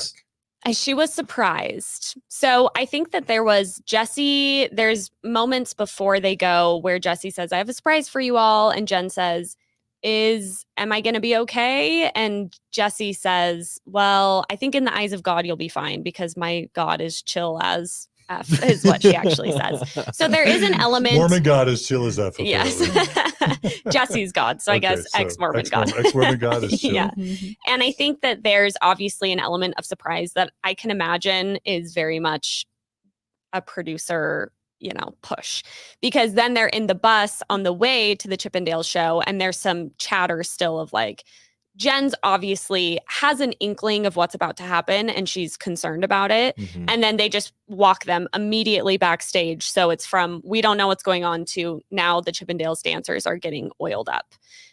So Jenn, I think another important thing to note here is Jenn probably feels pressure to do her job. She is now on a TV show that she is contracted to be on. She is the breadwinner. We've established that. So in another situation where she might just say, hey, I'm actually going to leave, which I'm sure, again, she wasn't forced to be there. I also think that it's worth noting that she's trying to do her job. She's trying to further her career. And so she also has this pressure of, I want to be a good sport. I want to participate, but she's obviously uncomfortable. I think the reason she doesn't just leave is because she feels like this is my job to be on the show and do what's going on with the show. Yeah. But she also stays back, right? Like Yes. she's not She's, like, in the back. engaging with Head down. With Yes. the meet and greet or anything like that. Yes. One really interesting thing is then they pull them all for the photo because then they take a photo. And that is when she seems most concerned. And so much of her language on a rewatch was about this doesn't look good. Yeah. This isn't what we stand for. Mhm. I think it's important to note that because I think there's a difference between Jenn being personally uncomfortable to be around shirtless men versus Jenn being uncomfortable about how that's going to be perceived by her husband and by the public, but mostly it seems based on her language by the public. The quote that she was saying in that moment when they're deciding to take the picture, she said, I'm shaking right now, like being associated with them, meaning the Chippendales, taking pictures with them. It just looks bad. I feel like this goes against everything in my religion. It is disrespectful to my husband. The minute they try and dance on me, I'm a divorced woman. I'm not even kidding. Like that feels like what an Orthodox Mormon wife would say. Yeah. And then she said in that same moment, this goes against everything we believe as Mormons. This is disrespectful to my marriage. I am literally telling you I would be a divorced woman. Like that does beg the question of why she's doing it. But I guess she's trying to put him through med school. And so she's got to do reality TV. Like, And But is she doing it when she she was doesn't even end up surprised? doing She it 'cause was she ends up head leaving. down. She was surprised into that part. She could have ran out of the room. Do you She believe that? Because Margie said that. I'm like, does she not know? I think she definitely thought that that's what was going to happen. I think, again, going back to the reality TV of it all, I just think she probably is just kind of, I think it's probably happening quickly. She's probably just thinking, okay, how am I going to play this off? And then maybe when she's actually in the moment, she's thinking, oh, this is going to be really bad. And yeah. And I think she's also like hoping. She was like, well, Jessi knows Zach. Like maybe she won't like sign us up for anything crazy. Like I think she's constantly trying to justify to project Zach's feelings and the public perception. Like we never really see like I'm uncomfortable seeing these shirtless men. I feel like nervous. I don't want to be here. I don't want to. Yeah. Exactly. It's like, this is not going to look good. Zach is going to be mad. I'm going to be divorced. Like, none of it is like her. And none of it, unfortunately, we see over and over again. Like, Jenn just really is not in a position where she's is able to make many decisions or has learned how to make decisions. She's put on the bus. And yeah, John, you're like, why doesn't she just leave? And Mormon women, I don't think, especially in this like social dynamic, is her job. She's the youngest of the group. Exactly. Yeah. I think like one of having her. She's also been judged by the rest of the group for being the most and faithful. she's new to the group. Like, I just don't feel like she's really been set up to learn how to like be able to make these really autonomous choices, you know, like one way or the other, like to either stand up to Zach or to stand up to the women. And so what ends up happening is she's disappointing everybody. The girls think that she's being boring. Her husband thinks that she's a terrible person. She's trying to constantly appease everybody. She's looking down. She's trying not to participate. She ends up not telling, I think it was Taylor told Dakota, and then Dakota told Zach, or someone told someone who someone told Zach. And I just feel so bad for Jenn because she really is just trying to make everything. She texted Zach immediately. Maybe she did. Yeah, and then Zach told Dakota. And is trying to be like, oh yeah, maybe that was the order. And is trying to just be like, you know, as long as I'm not doing anything, she's just terrible. One thing that I think was the smoking gun of this whole situation is when Zach finally calls her. So they see the Chippendales, then they're pulled back into like a waiting room before the show. And they do all leave before the show. Well, all Taylor, Jenn, and Michaela. She gets on the phone with Zach, and I wrote down what she said, because she said, "Can you just think about me, please? Can you just think of me as a human being?" And she is sobbing. Well, she has to ask her partner that she is married to off the bat. This is, I mean, who knows with editing, but she says to him as he's probably beginning to lay into her, "Can you please just think of me as a human being?" Like, that cut me to my core, thinking that she already knows before they've even begun the conversation that she will be dehumanized. She knows that for a fact, because before they even start talking about it, she has to plead with him to please see her as a human being. That to me says so much of what you need to know about how this man has probably historically treated her, that she would ever have to ask. You should never have to ask anybody that, much less your partner. Yeah. As you were describing, Alyssa, just Jenn trying to please everyone, not even probably thinking about herself. That feels like the most Mormon thing we've talked about this entire series. Does that feel right to you guys? Yeah. Just how lost Mormon women can be trying to please everybody. Yeah, I mean, she's 24. She's a mom, right? 24ish, Yeah, 25. Mom to 2 kids. You know, like, it's just like she's already doing so much as an adult at this stage, and she still can't make decisions for herself. She still doesn't know what her own vulva looks like. Like, it's just hard. I think it's really interesting too, this point of empowerment, disempowerment happening at once, where you see someone like a Jenn who she says this in the series. She says, "I will be making more than Zach as a surgeon this year." I think she says she's making insane money. I don't even think people can comprehend how much money these women are making. She's making insane money. And to see that even someone who's empowered in that way financially, she's still being treated like this. And also, I think to what you were saying, John, it is the most Mormon thing, but it's in this completely not Bizarro typical land. Mormon Yeah, context that's the sad because part of the right now. influencer stuff. And maybe we can get into that more at some point. But I think the fact that these women are so that they're making so much money, but the way that they're doing it, which you nodded to earlier, I think immediately is able to be discounted as opposed to if she was a CEO of a company or what have you. And I just think it's fascinating. I think it's part of what makes the show so interesting to watch, is because there's 2 things happening simultaneously, and you're seeing the Mormonism, but in a context that we're not really used to seeing that Mormonism play out in. I want. Does this video we're about to show the actual text? Because I really want to read what's on the text. So I want to. So they go to the house. After Chippendales. Yeah, after Chippendales, Jenn, Taylor, and Michaela, and they're in the house, and Jenn is texting back and forth with Zach. I don't think this video was taken during that. I think this is around the time when all the rest arrive. I could be wrong, but we do know that Demi mentioned the morning after that this text went on till like 2 a.m. in the morning. So this could be, probably either the beginning or, we know that there's so much more than that. So I just want to say that if this is bad, I just can't imagine what the rest look like. You mean the text we're about to talk Right, about? right. And wasn't it weird that he blew 25 grand gambling while he's berating her? 2,500. Oh, sorry. I apologize. Still, Yeah. wasn't it weird that he Yeah. blew as a recent college graduate $2,500 while he's berating her? Of her money. Of Of- her of money. That she money, like gave him as an yes. allowance, Yeah. basically. Another thing that the next morning Dakota kind of outs him on is that one of the reasons Zach wasn't willing to just go talk with Jenn is because he was gambling until 2 a.m. So as soon as he finished up gambling at 2 a.m., then he said, okay, I'll talk to you in person. But as he was sending those texts, I think he was actively gambling too. Yeah. And he wasn't willing to step away from his gambling to have a conversation with his wife. Ugh, cringy. Yeah. Play the clip. Let's do it. All right. Jen And I'm Affleck from sorry. The Secret Lives I just of want to Mormon give a Wives shout out. made- I keep forgetting to give a shout out to all these TikTokers. I'm so sorry. Her name is Steph. It's a- With that, you can see it on the screen. We'll put it on the show notes. All these people and give them they credit. do deserve credit. Yeah. It's just hard to balance all this stuff. Yeah, I'm sorry. All right.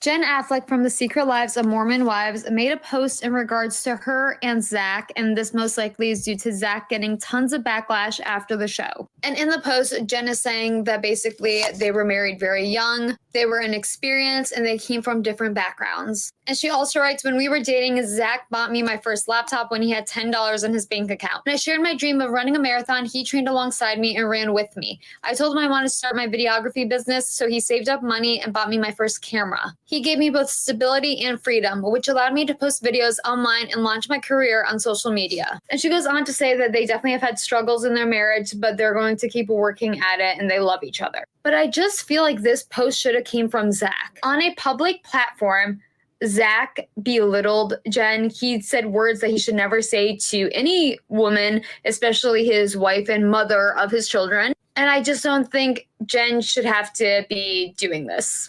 And I really like Jenn, but I just can't with Zach. And when she says he gave me both stability and freedom, can we talk about the text that he sent her during the Chippendales episode? So we can see some of the text. And this is what he wrote to her. Seriously, I don't want to hear one more thing about your heart. Start taking accountability for your actions and the situation you put yourself in. You're a grown woman. Doesn't matter your intention, you were there. And that's the image you portray of yourself, family, church, etc.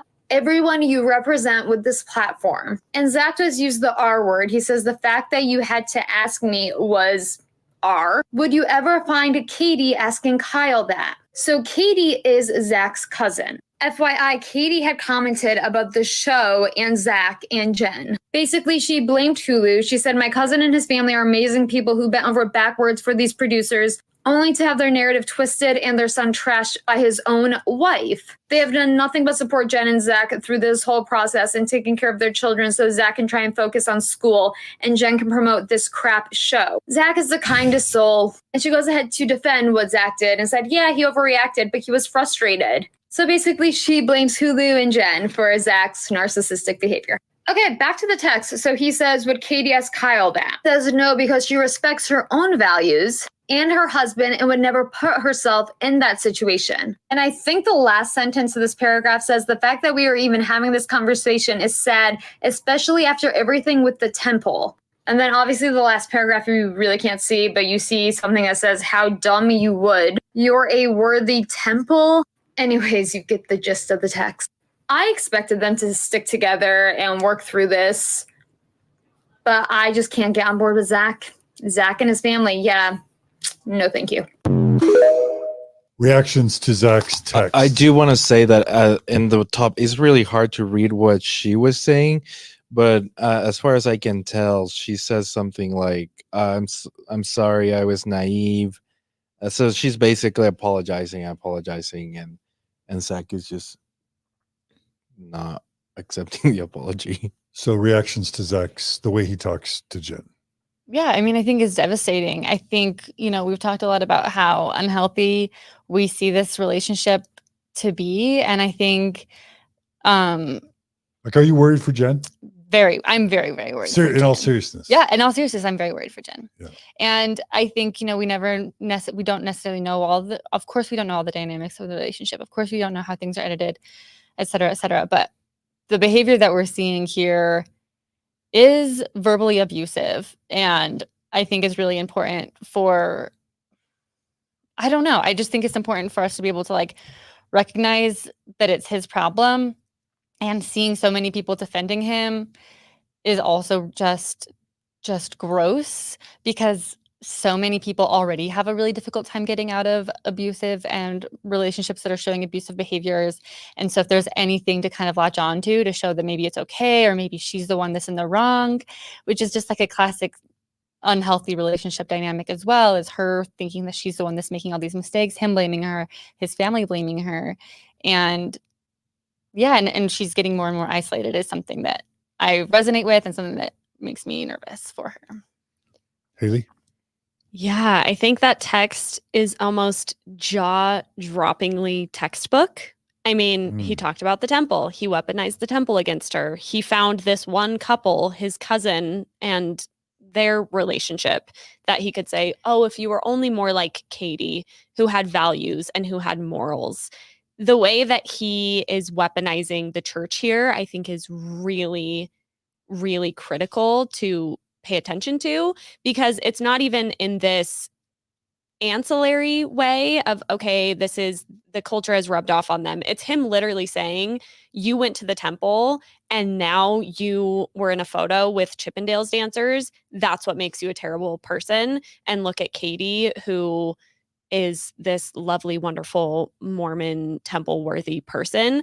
I think it's crazy how explicitly he's weaponizing the temple worthiness of it against her, and is showing how directly he's probably using the fuel of Mormon worthiness and shame and guilt against his own wife. And that's what I think was so sad and impactful to me about that text message. And I'm really glad that it got captured, because we see it's not even an indirect correlation. I don't think anyone was saying it was, but how direct it is that he's using temple worthiness in his abuse is just really terrible to see. And not only is it temple worthiness, but in the temple, women are vowing to hearken unto their husbands.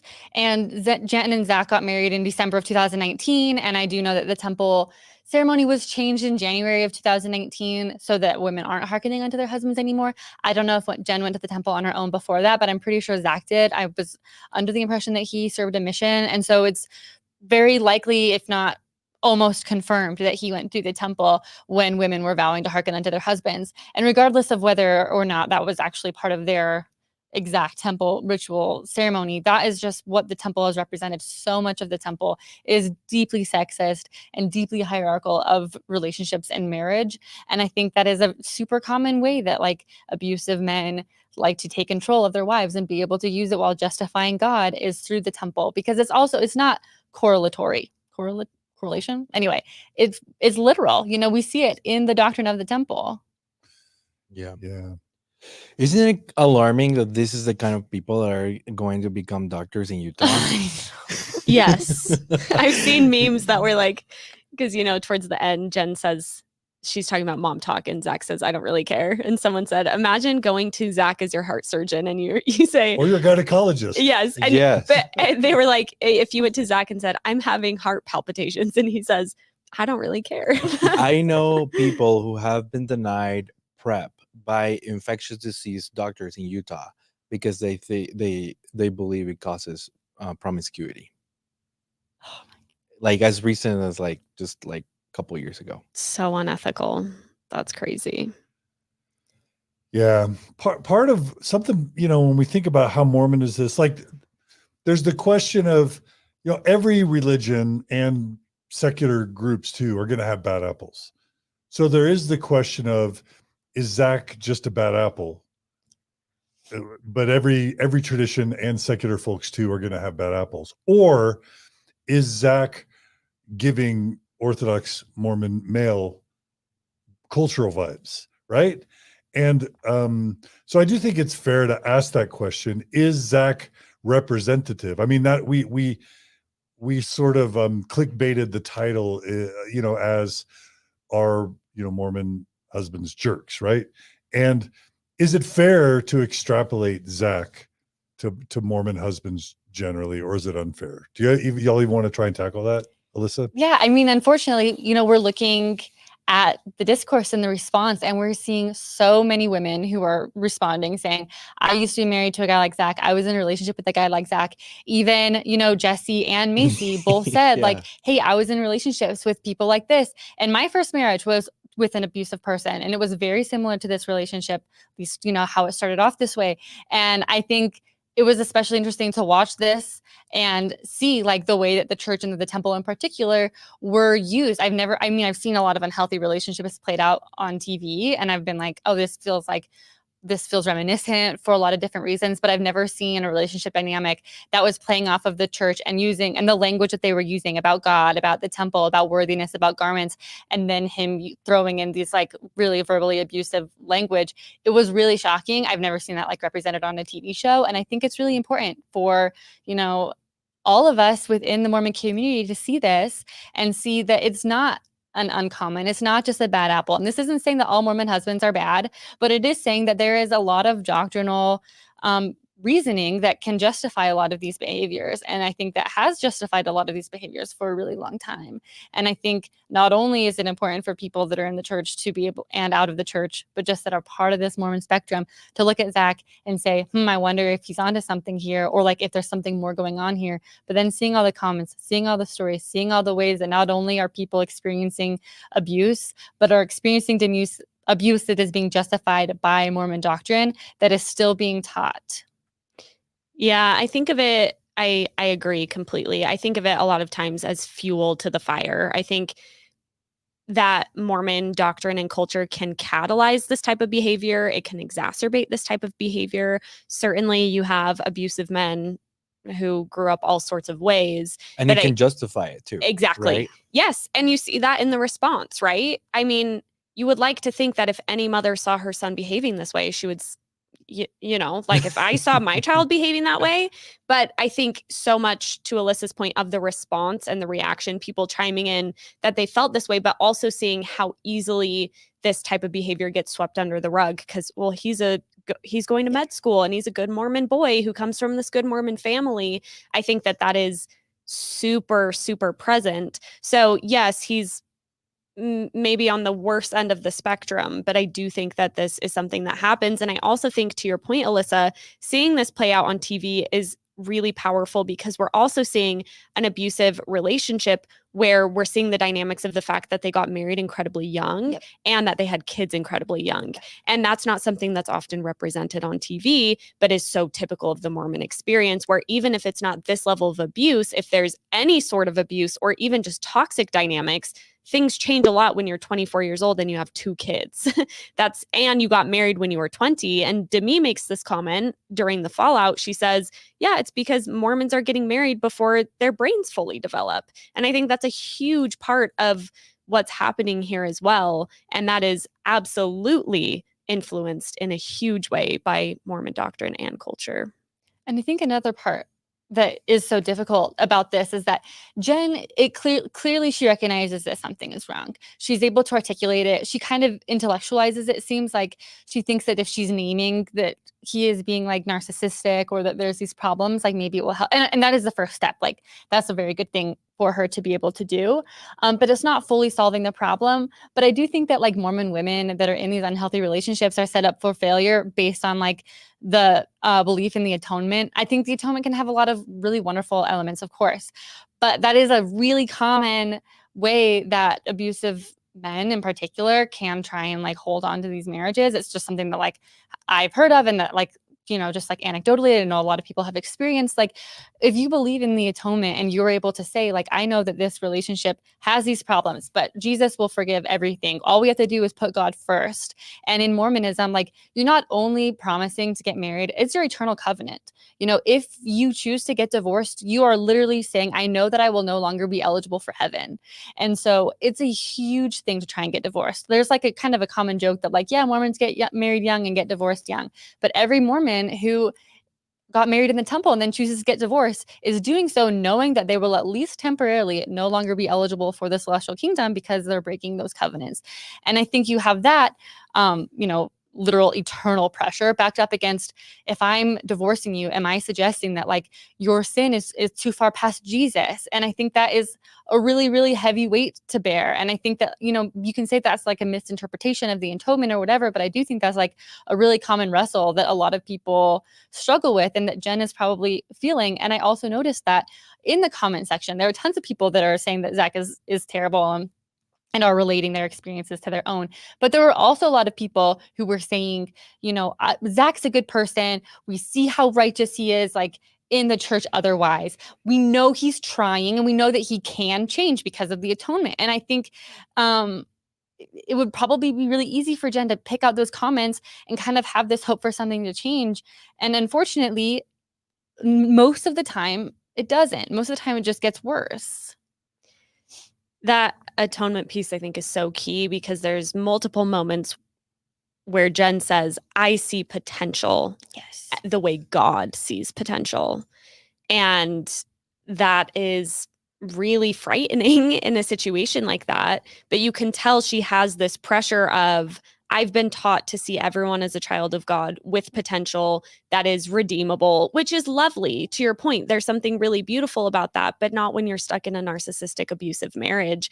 And even if Zach does change, that's a long journey that they have ahead of them for him to actually change. That she's just, no matter what, inevitably going to have to go through a lot with him and probably guide him through a lot of that change. So yes, I'm not saying someone like Zach is irredeemable, but I am saying that it's not Jenn's job to fix him. But I do think the doctrine of atonement and repentance and forgiveness is probably, again, fueling her desire to give him that chance, because that feels like what a good, righteous Mormon does. And when you have, and perhaps he is redeemable, but when you see the way that he's responding, the way that his family is responding, and how non-supportive they are at this point, it's just no signs. There's no signs anywhere in the future, or in the near future, at least. Agreed. And sorry, I'm just so riled up about this. But Same. also, like, he's literally isolating her by taking her to New York. And we'll talk in a minute about this female, the best part of the entire series, I think, the way that these women rally around Jenn. But I think, like, we're seeing starts of her isolation. And I think the other reason why this tends to be so common in Mormonism is that Mormonism, for better or for worse, really relies on secrets. The temple is, of course, like, sacred, not secret, whatever, but there are secrets there. There's so much taboo within Mormonism. Don't talk about these things. Make sure, porn is a secret. Masturbation is a secret. Make sure you're always being private and perfect all the time. And you know what else? And so, you can criticize or not criticize that, but the other things that really arise out of secrecy is abuse, is eating disorders. There are so many things that, like, thrive on secrecy. And when you have a state that the entire community is used to and very, very comfortable with keeping secrets, it makes this idea that, like, you have to keep this abuse a secret easier. It doesn't, you're not surprised by it. I've been listening to podcasts about the series from people that are not Mormon, that are like New York City gals, just like living it up, and they're trying to, like, suss out Mormon culture, and it's just so fun to listen to. And they're like, reading off the church's website, like mormon.org, it's like, it's really funny. But, like, all of this is just so wild to them. But all of it, maybe the abuse is exaggerated in some relationships, but this is like the waters that we're swimming in. And whether it's Zach, but Zach, I think, really is more of a launching off point for, like, Mormon men in general. And this is something that is going to continue to happen because we have a culture that's okay with secrets, because we have a culture that is continually trying to forgive men and let men do better, that is continually teaching women that they need to not only care for their children, but also make sure that they're, like, almost parent their husbands. Like, it's just, I don't really see any world in which this is going to go away anytime soon. It's just massive deconstructing for every individual person is really the only way out of it. Amen. Beautiful takes. Really quickly, if I could just add a tiny bit. I think it's important to call out what aspects of Mormon doctrine, theology, culture might be at play here, because otherwise we're just complaining, but we're not kind of identifying what the core root problems are. And I could just think of a couple I want to invite you all to add. But, obviously Mormonism is a patriarchy. The Proclamation on the Family states specifically, and this is basically in effect Mormon doctrine signed by the First Presidency, states that men are to preside in the home, that women are to nurture the kids and to be homemakers, and that men are to provide and preside and protect. And so that's already setting up this toxic masculine protector presider character to the woman who's home with kids, nurturing and being more submissive. I think that is a place to start. I think patriarchies are inherently abusive. I think that's fair to say. And then if you add the polygamy element, like obviously Mormons will just say, well, polygamy's in the past, we don't do that anymore. That's not true. Our two highest ranking leaders are both celestial polygamists, believe in polygamy. It's still in Doctrine and Covenants 132. But my friend Kim once told me that polygamy inherently makes women pennies to a dime. In other words, as soon as you believe that a man can have multiple wives, and Mormons still do, and they're lying if they tell you they don't, then women are worth the fraction of what a man's worth. And then you add to that, a lot of people like to interpret the Bible as sort of Jesus, kind God, fulfilling the law against the sort of mean, retributive Old Testament God. But the Book of Mormon with Joseph Smith almost brings Old Testament God back. And you see that in like the Book of Mormon where Jesus comes, and instead of it being a celebration, it's like mountains are dropped on the heads of men, women, and children, and thousands die in fire and volcanoes. Like God, Book of Mormon God has no problem annihilating thousands or tens of thousands of his own children if he just has a bad day and thinks that they're kind of misbehaving. And so I think Mormon God is kind of a harsh, retributive person. And how are men who are presiding not going to role model their presidinghood from toxic, masculine, retributive Mormon God? Those are just a couple things that come to my mind. Is there anything that y'all would add in terms of Mormon doctrine, theology, practice, etc.? I mean, there's the temple that we've talked about where women were covenanting, meaning promising to obey their husbands up until 1990, and then promising to hearken unto their husbands as their husband hearkened unto the father. 2019. Until 2019. Crazy. So like Hayley and I both got married, and you got married in the temple, right? Yep. Both And got women married in were the veiling temple. their faces We were while veiling men our weren't, faces. right? Yeah. To pray to God. They can Crazy. Yeah. And like 2019 is not very long ago. And even then, like that culture is, you can't get rid of culture in 5 years. Like that's not in 6 generations. You can't get rid of that Mhm. culture. Yeah. Yeah. And so like we're in real marriages where technically based on what we promised, we're still like beneath our husbands. Yeah. Also, those reports that come out every general conference about how many men talk in general conference versus how many women. Yeah. It's crazy to me that it's always less and less women. It's like It's like 20 men and one one woman. woman. Yeah. Ratio. Two people Yeah. celebrate too. Yeah. Like we did it. The fact that a woman first prayed in general conference for the first time, what? Was it 2013 or something? Yeah, 2013. Yeah. And also like there's even like the bit, I mean, this I don't think is complete. I think Mormonism makes it worse, but even just Christianity in general, we have like Bathsheba, we have all these ideas of these tantresses, we have the idea of the men like needing to, control the women. Yeah, in so those much instances. purity culture, I think. I want to mention something really quick that's a little bit off the question you asked, John, but I haven't seen anyone talking about this, and it occurred to me, and I think it's really interesting. The fact that there's so much upset over this Chippendales situation, when you look at the way that these women are dancing on TikTok. And I was realizing that, okay, here's Zach demonizing Jenn for going to a Chippendale show. And I want to be careful how I say this. I'm not comparing what Jenn does on TikTok to Chippendales, but a huge part of why these women are making the money that they make is sex appeal and sexual dancing. It is. And that's okay. As long as they're still faithful to their partner, they can go be sexy on the internet. And in fact, someone like a Zach probably likes that in some way, right? It's again, this dualism between, oh, you can be sexy to an extent, and that's cool because I'm the husband of this woman who's being sexy on the internet, but only to a certain extent. And I just point that out because I think that makes these things extra confusing as women, and probably Mormon women particularly, because there's a lot of that purity culture wrapped up into it, where it's okay for Jenn, in some ways, I think, to monetize her sex appeal. And let me be so clear, I'm all for it. I'm not saying there's anything wrong with that. And I'm not even saying that's what she's doing intentionally. Yeah. But if she's doing that and making money that's then funding Zach's gambling addiction, that's one thing. But then she can't go to a Chippendales show. And I think there's a lot wrapped up, to answer your question, John, with purity culture and virtue, and how women are given the impossible task of being sexy and desirable and even making money off of their sex appeal, and also maternal and exactly. humble and submissive and ladylike. Yes, and pure and righteous, virtuous right, and righteous. And it appears non-virtuous for Jenn to be at Chippendales, and yet she's doing sexy dances on TikTok. And for some reason, it just goes to show how it gets kind of arbitrary sometimes too, trying to like weigh those things out, and really confusing for the women caught in that fray. Yeah.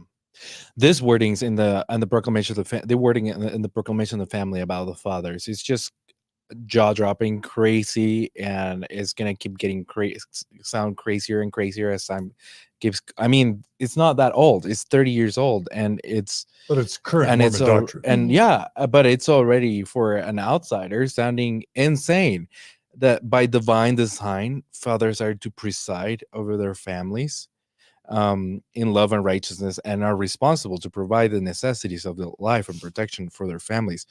I mean, when you look up what the word preside means, it means to be in charge of something, exercise guidance, direction, or control.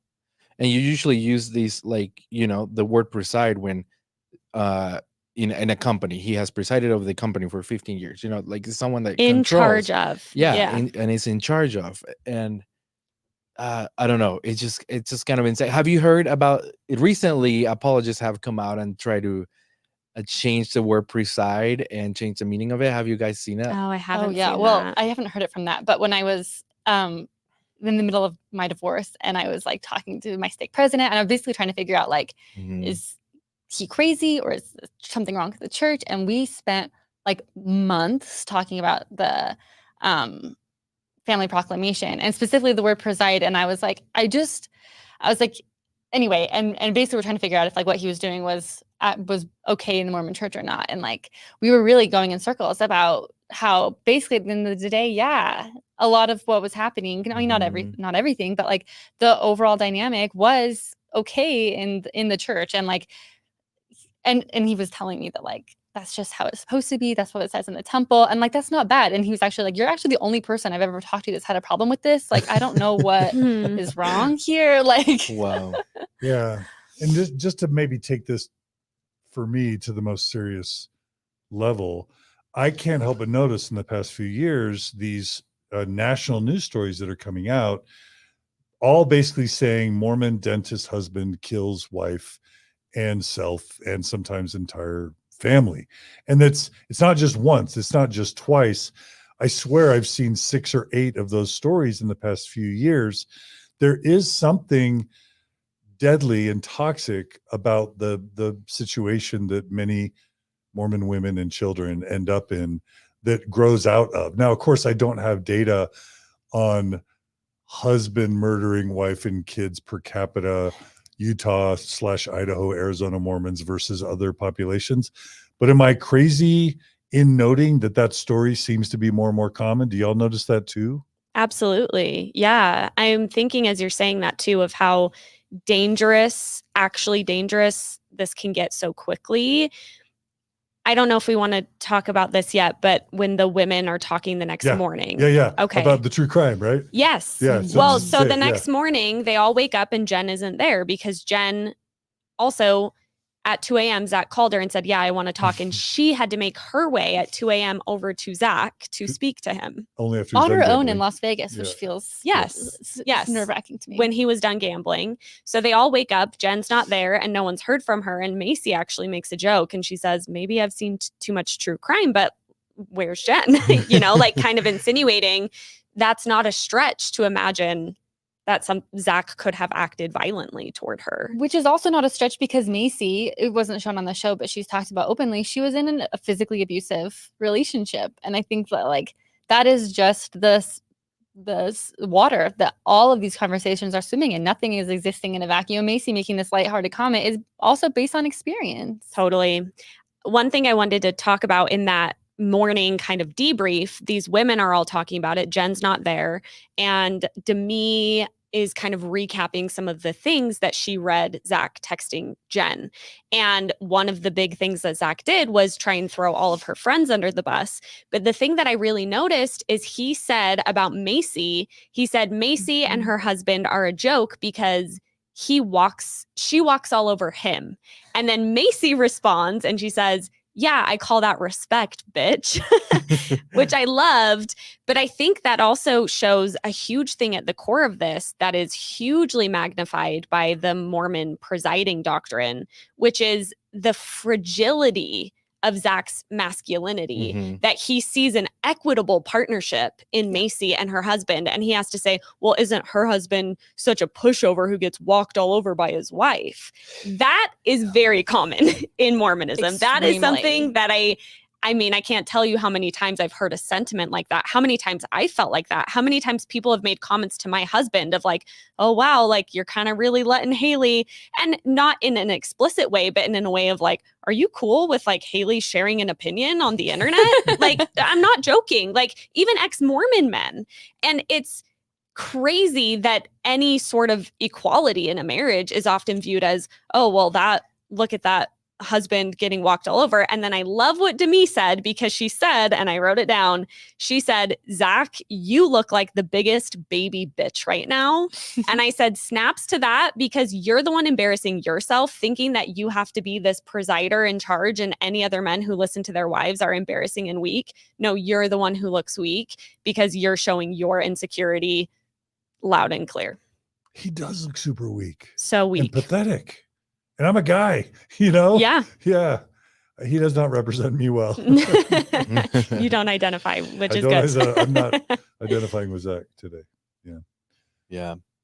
Mormon patriarchy is like really fragile. And it just reminded me a lot to this conversation, this history with the church in the 70s when the brethren were, when women's rights, were being passed, and the brethren were really scared of, especially Joseph Fielding Smith, who I believe was the prophet at the time, was scared that men were going to lose their place as the patriarchs of the home.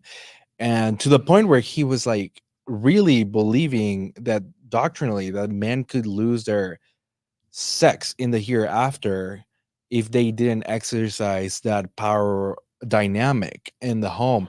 So what he does is he institutes Mondays to be family hope evening as a way to give the dad a more patriarchal figure of a family gathering where the dad would act as a patriarch in the home every week and would tell who was going to say the prayer, who was going to give the lesson, and institute this patriarchal dynamic. Wait, we know that was the motivation for I believe Taylor Petrie is the one that has written about it on his book about gender dynamics in the church.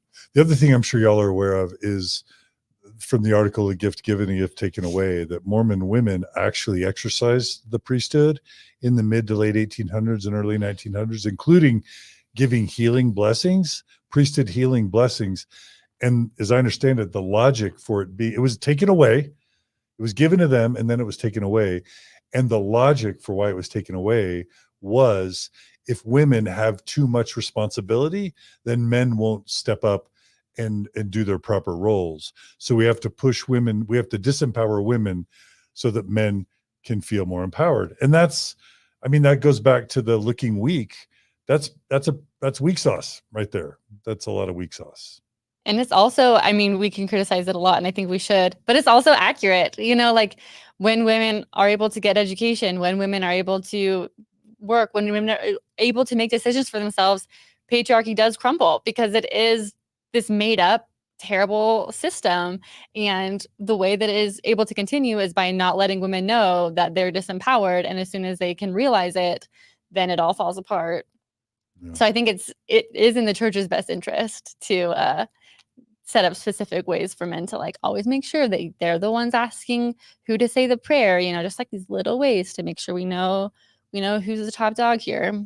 Yeah, you talked about this with Vegas, but I think being able to see a couple like Macy, and I believe her husband's name is Jacob, I'm really glad that the show showed so many different couple dynamics as well. Jessi and Jordan, it didn't show as much, but Brett and Demi, just seeing that it doesn't have to be that way and showing men like Brett. I honestly think Brett is one of the unsung heroes of the show. He's much older. You would think he would be more steeped in patriarchy and in some of these things we're talking about. And he seems nothing but deeply supportive of Demi in going to Chippendales, in wearing what she wants to wear. He's the one like helping her throw this Galentine's party. I thought that was really powerful to see.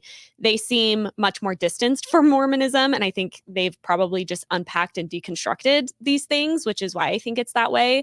But I'm really glad that we can see that someone like Brett appears so much more strong in himself and his identity by being willing to, not being willing, but by being that type of husband. And the contrast is just incredibly stark between someone like him and someone like Zach. By the way, apparently Brett's sister was married to Larry King. Oh, wow. Interesting. The Ingeman, anyway. Interesting. Is Brett still married to the woman he was? To Demi? To Demi. I think so. Yeah. Okay, they didn't get divorced. Okay. No, the ones on the show? Okay. Are you talking about? Yeah. Okay. All right.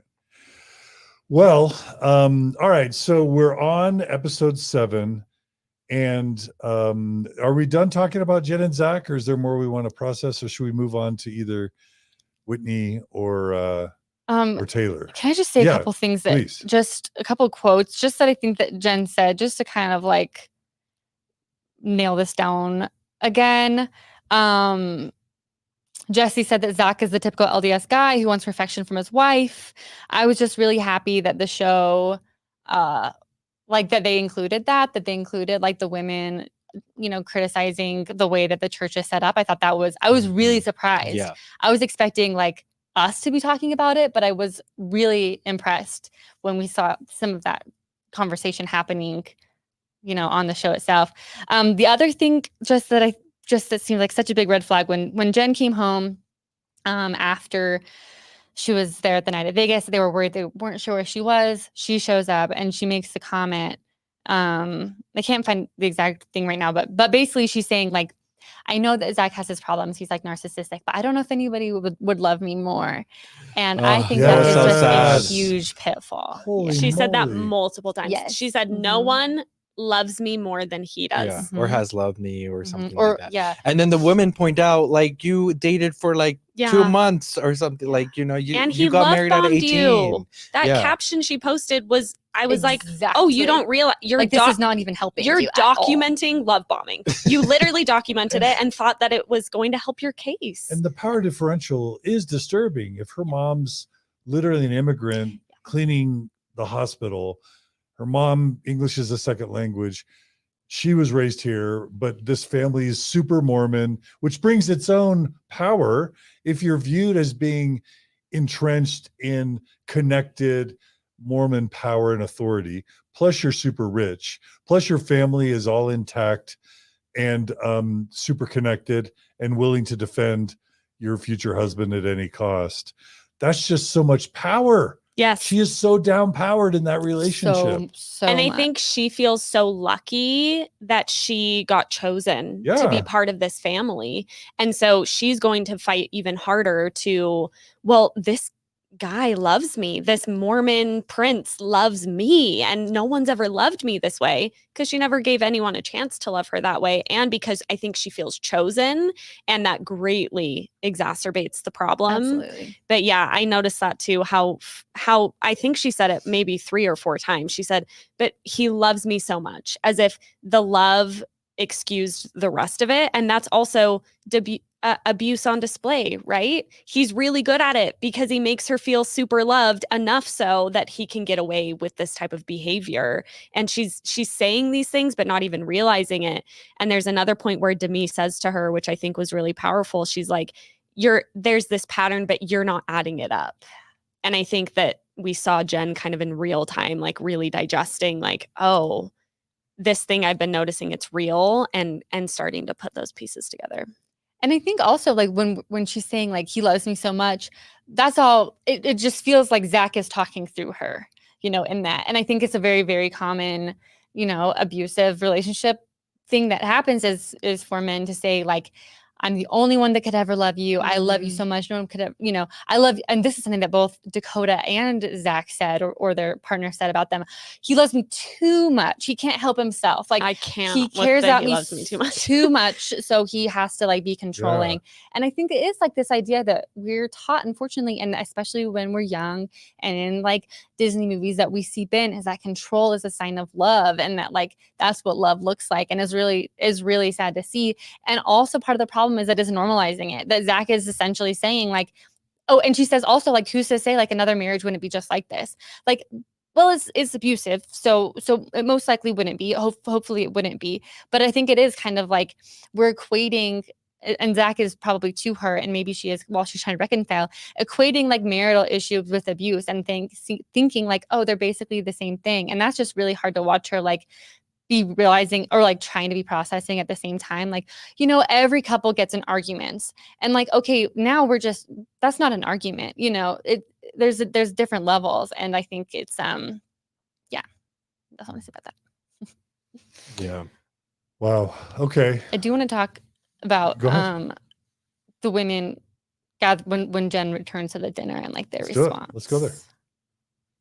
Yeah, so Jenn comes home. They debrief the next morning. She's gone all day. They don't hear from her until later in the day. She texts me and says, like, yeah, we're working it out. And then they go to dinner. She's supposed to be there. She's not. Demi gets a call, I believe, or she calls her. And Jenn's like, oh my gosh, we worked everything out. Yeah. And she's like hugging, and she's like, great. Things are better than ever. Like, oh no. Yes. And the women's straws literally drop, thank goodness. And then Jenn reunites with them all, and then they all get together and kind of debrief. And she's trying to play this, like, yeah, like, he knows what he did was wrong, and he apologized, and it was a hard conversation, but it needed to happen. So she's already switching the rhetoric to, he's apologized and it's fine. As I was listening to her say that, I'm like, there's no way that conversation happened. There's no way he backed down in private to a humble submissive, it's all me, I'm so sorry. There's no way. Right? There's no way. I mean, and even if he did, it's been like 12 hours. Yeah. Like, just this kind of, like, assumption that, like, and I think also that comes from this, like, very Mormon, demure idea that, like, we don't want to be in conflict, so let's just do anything just to move past the conflict. Like, I don't want to have to sit and wrestle with this, so you said sorry one time maybe, or I said sorry for you and you didn't disagree. Yes. So let's just say everything's fine. We'll work through it. It seemed more like that. Yep. Okay. So yeah, then they're all sitting there around the fire talking about it, and this is when we see Demi and Jessi primarily just basically telling Jenn, this is not normal. This is not okay. They go hard. They go really hard. Yeah. Yeah. And Jessi, she was in a very similar relationship. She got a divorce. So I think she's really passionate about, she said, Zach's disgusting and I never want to be in the same room with him. Yeah.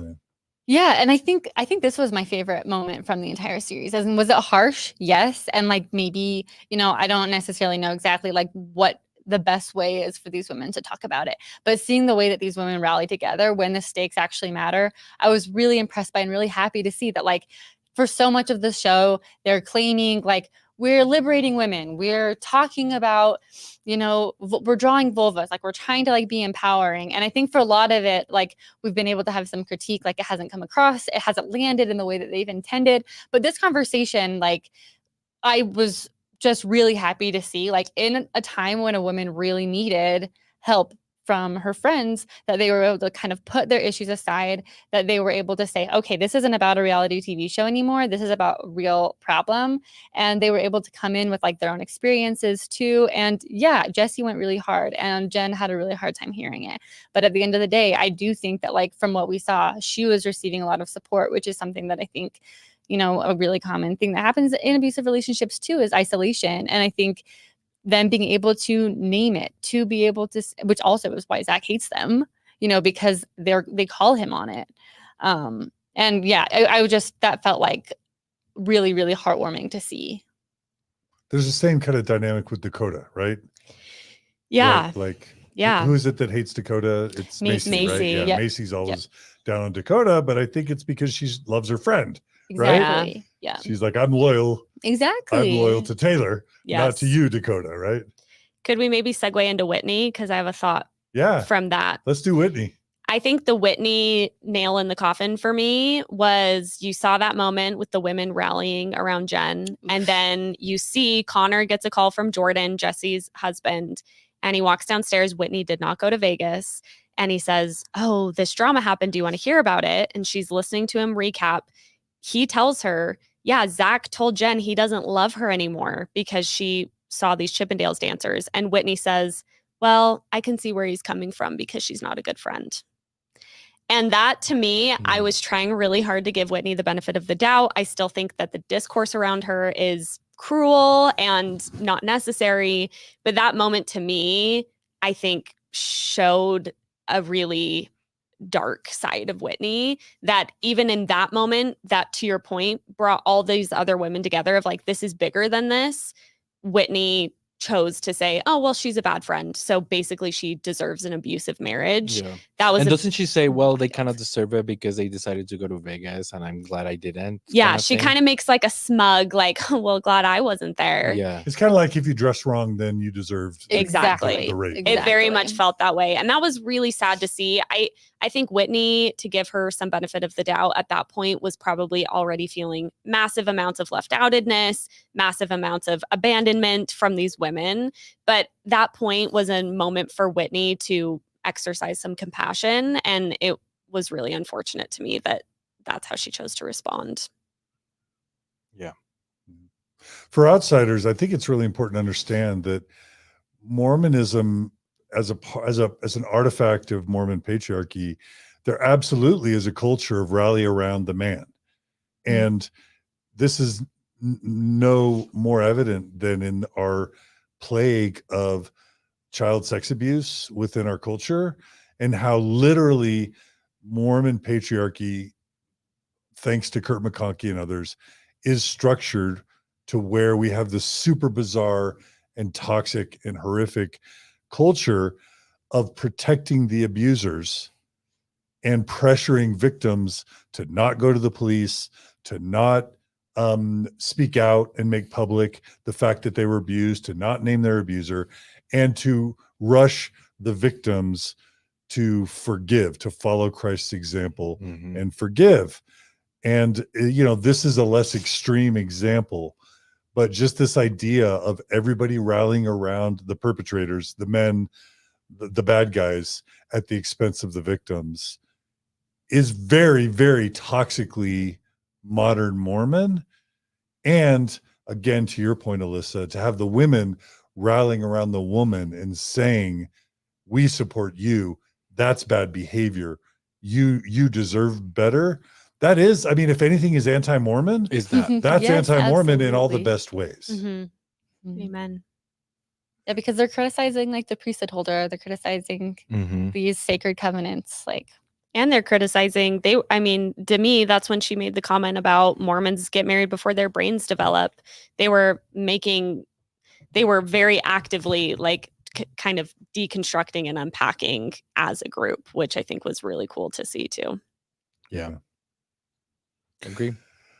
All right. Is there anything else from episode 7 that we want to kind of cover really quick? Do we want to talk about anything else? We can talk. I mean, I know we have to talk about Whitney and Connor and how everything ends, and then we have to talk about Taylor and Dakota and how all that ends. Which should we do first? Yeah, let's talk about Taylor and Dakota. Okay. I was thinking to segue, I was thinking about that conversation. We didn't see so much from Taylor, but I do think it was interesting to see Taylor.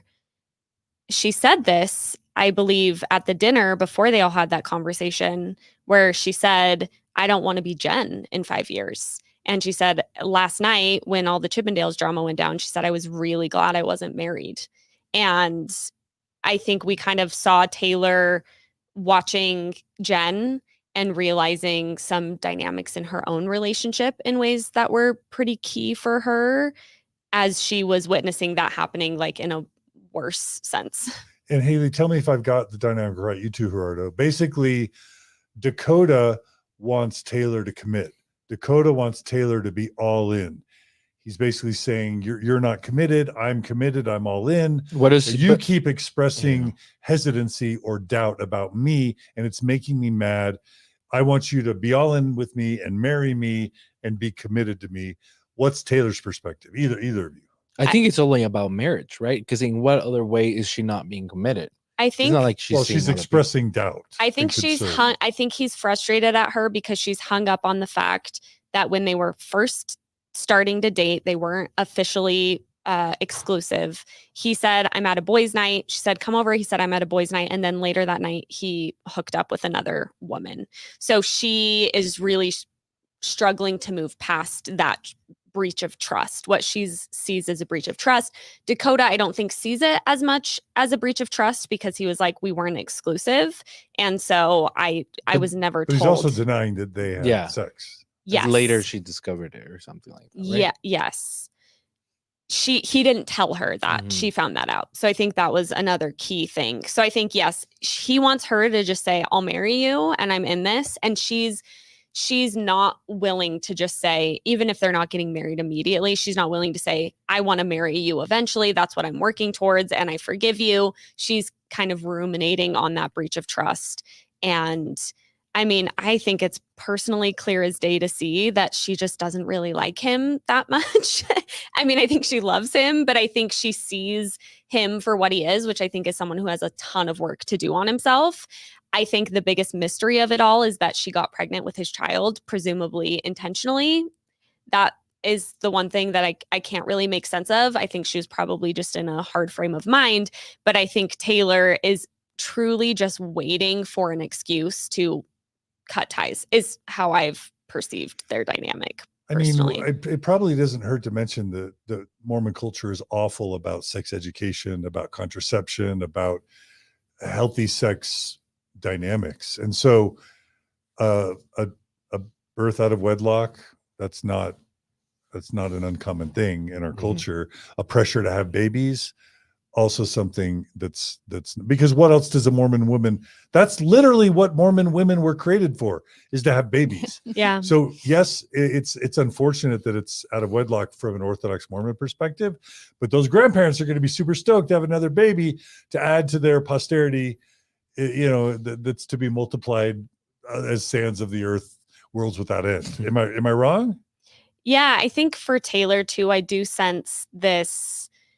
I mean, I think we can assume it was maybe intentional because she had a miscarriage and then an ectopic pregnancy. So I think she knew that she was trying to get pregnant. But she has other kids too, right? She has 2 other kids as well. And I think to your point, John, I think she sees it as maybe her most important value add, especially to a man who doesn't have children, who's a little bit older by Mormon standards. I mean, he's 31. So that's probably a big deal for him. He seems very obsessed with this idea of having a family. And she maybe recognized that, whether consciously or subconsciously, early on, and thought, like, this is a value add. I can have and carry his child. And then as their relationship progressed, she continued to see, like, that this maybe wasn't something she wanted to commit to for the rest of her life. And now that's causing, obviously, a lot of discord. I'm kind of curious to know if Dakota comes from money or status, because if I'm Taylor And it's just come out publicly that I've been arrested for child abuse, and I'm divorced, and I'm viewed as this crazy Mormon swinger person globally. I imagine she feels like she's damaged goods, like no one's going to love her. And the idea that if this Dakota guy comes from money or status, or if he just likes her, maybe having a baby is a way to lock someone in when you're worried or insecure that you're not lovable anymore and that no one will want you, which is weird because she's making $1 gazillion as a super famous influencer, but she could probably still be insecure, right? Yeah, and she has said many times that she doesn't feel like she is worthy of love, and she feels really guilty. And like at the end of the day, the mistakes that she made were pretty dramatic. I'm not referring to the swinging. I'm referring to the arrest. And so I think that just does kind of put a cloud over everything, even with Taylor's redemption story, because it's just really messy. And I do wonder if like it's clear, especially from the first episode, that like she's in a lot of emotional turmoil. She's really struggling. And when she's coming from that, she's coming from just this enormous scarlet letter of the swinging scandal and then of the arrest where the stakes were just raised so much that, you know, she's already has 2 children. She's coming from a background where like motherhood is the most pure domestic angel thing that you can do. Like what better way to kind of like clear her name? And I meant, perhaps this was subconscious. Maybe this wasn't even part of it at all. But to me, that kind of makes sense as like when you're grappling with being like kind of tarred and feathered in the community, the best way to kind of get out of that is having a new baby. And that seems kind of like, you know, we talked about so much about how communication is something that is really not very effective in a lot of these relationships. And it seems like having a baby with someone is like a common way that people are like, let's just like work through the problems by just ignoring the problems and bringing this new beautiful life into the world. That'll fix it. That'll fix it because it's adorable, you know. And like, we know this doesn't actually work, but it makes sense. Like and it as brings an children idea. into a really hard world, and that really and hard that life. exactly. And that's when things are. It is really hard, you know, that this is kind of like the way that the baby is coming into the world. It's in some tumultuous dynamics. And I don't know that this has been mentioned enough, the parallel's been drawn enough, but we are just coming out of the Ruby Franke 8 passengers Dodi Hildebrandt fiasco of real literal federal crime level child abuse. I would if there's a lot of things I would not want to be, I for sure would never want to be the child of a Mormon mommy influencer in Utah, because it just seems like a setup for abuse or neglect. I don't know. Or exploitation. Exploitation, abuse. Which is neglect. abuse in a lot of ways. Yeah, totally. Yeah, this is a bit tangential, but I actually was really impressed for the most part how the show handled the very few children were seen. It was not a focal point at all, which I was so happy about, especially because I actually kind of did a deep dive. I didn't know all these women, but that's one thing that I just have a really, really hard time excusing in any way, is using the children as part of the clickbait of it all. And I was just really happy to see, and I hope that the success of the show shows these women that they don't need to be using their children in order to gain the popularity that it seems like they desire, because they had a hugely successful show and it wasn't about the children at all.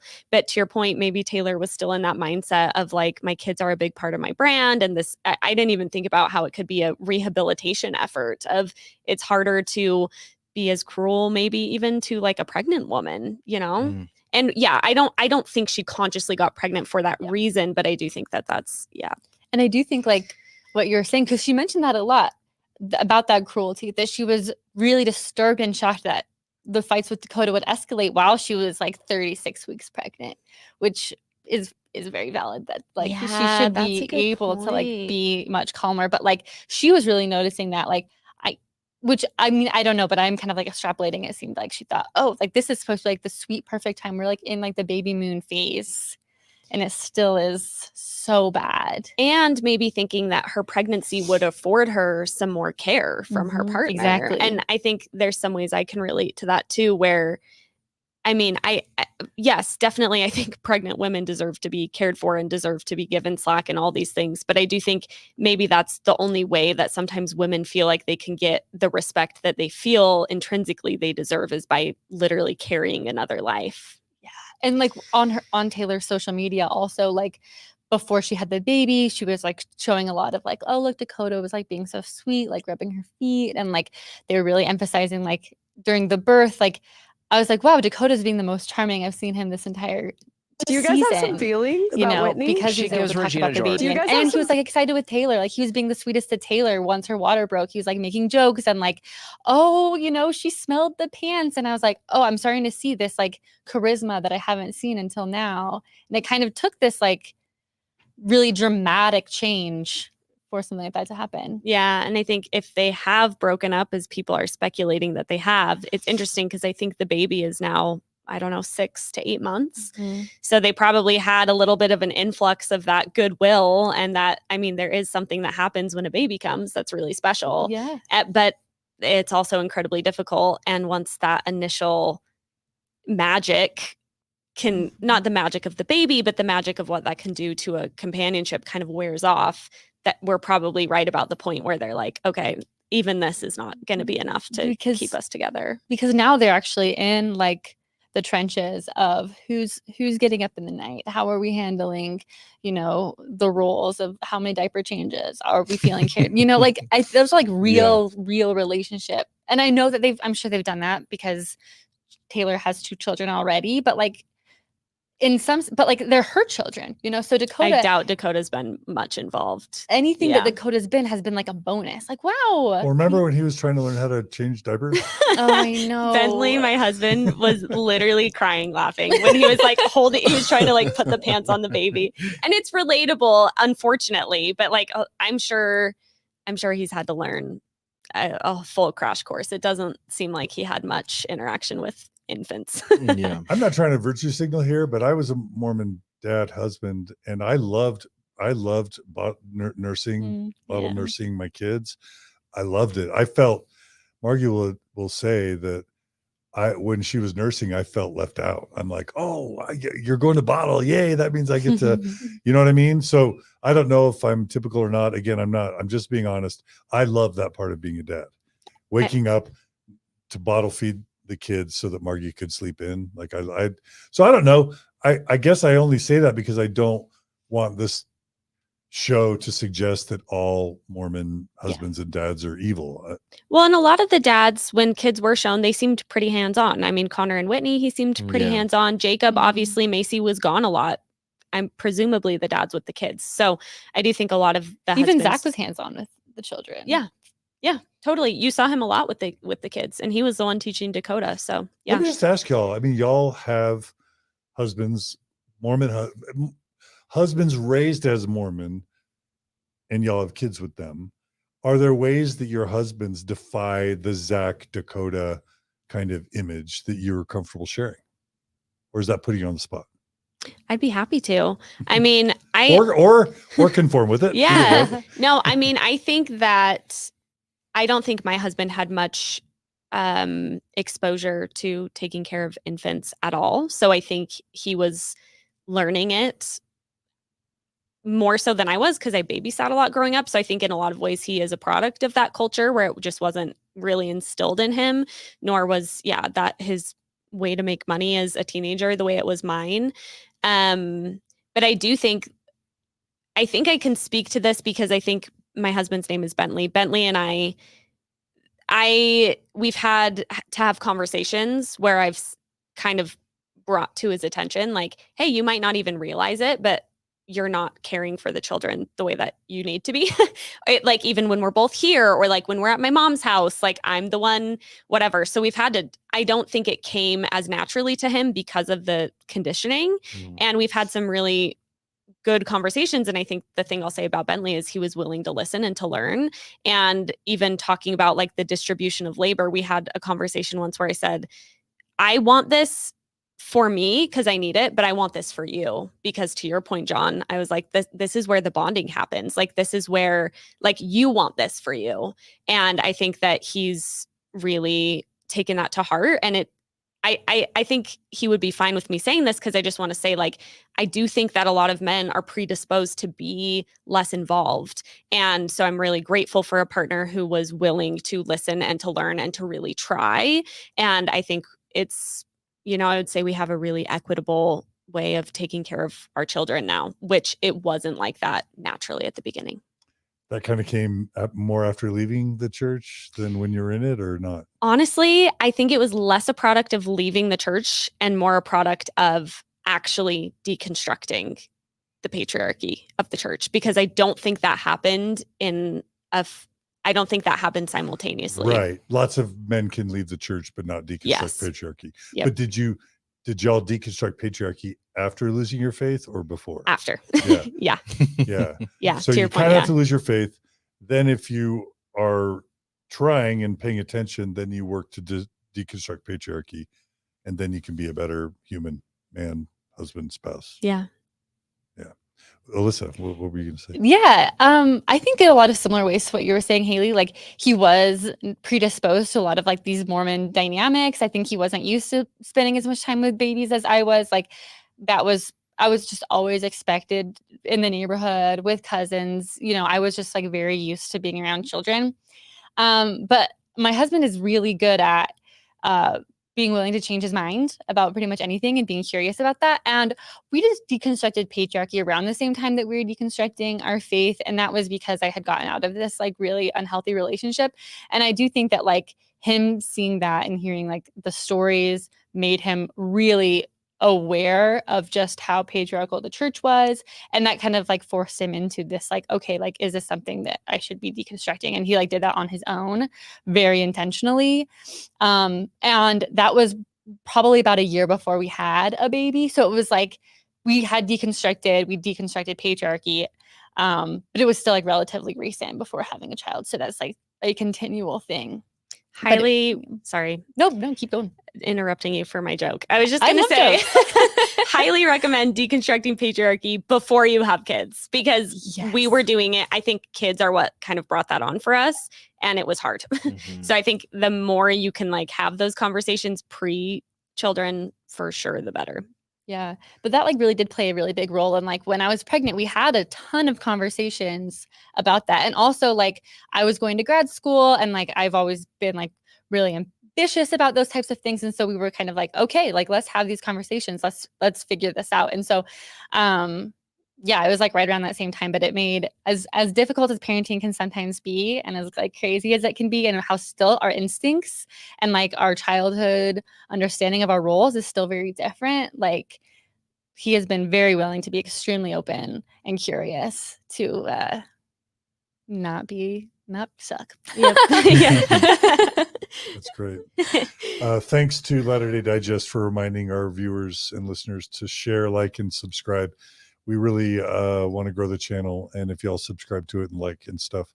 Also, while you're at it, go subscribe and like Girls Camp Podcast wherever you can find it. I'm on YouTube too. Yeah, absolutely. Okay, so quick verdict: thumbs up or thumbs down on, we know how y'all feel about Zach.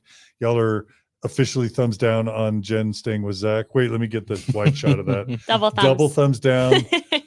So you're basically free Jenn Affleck is basically the new hashtag.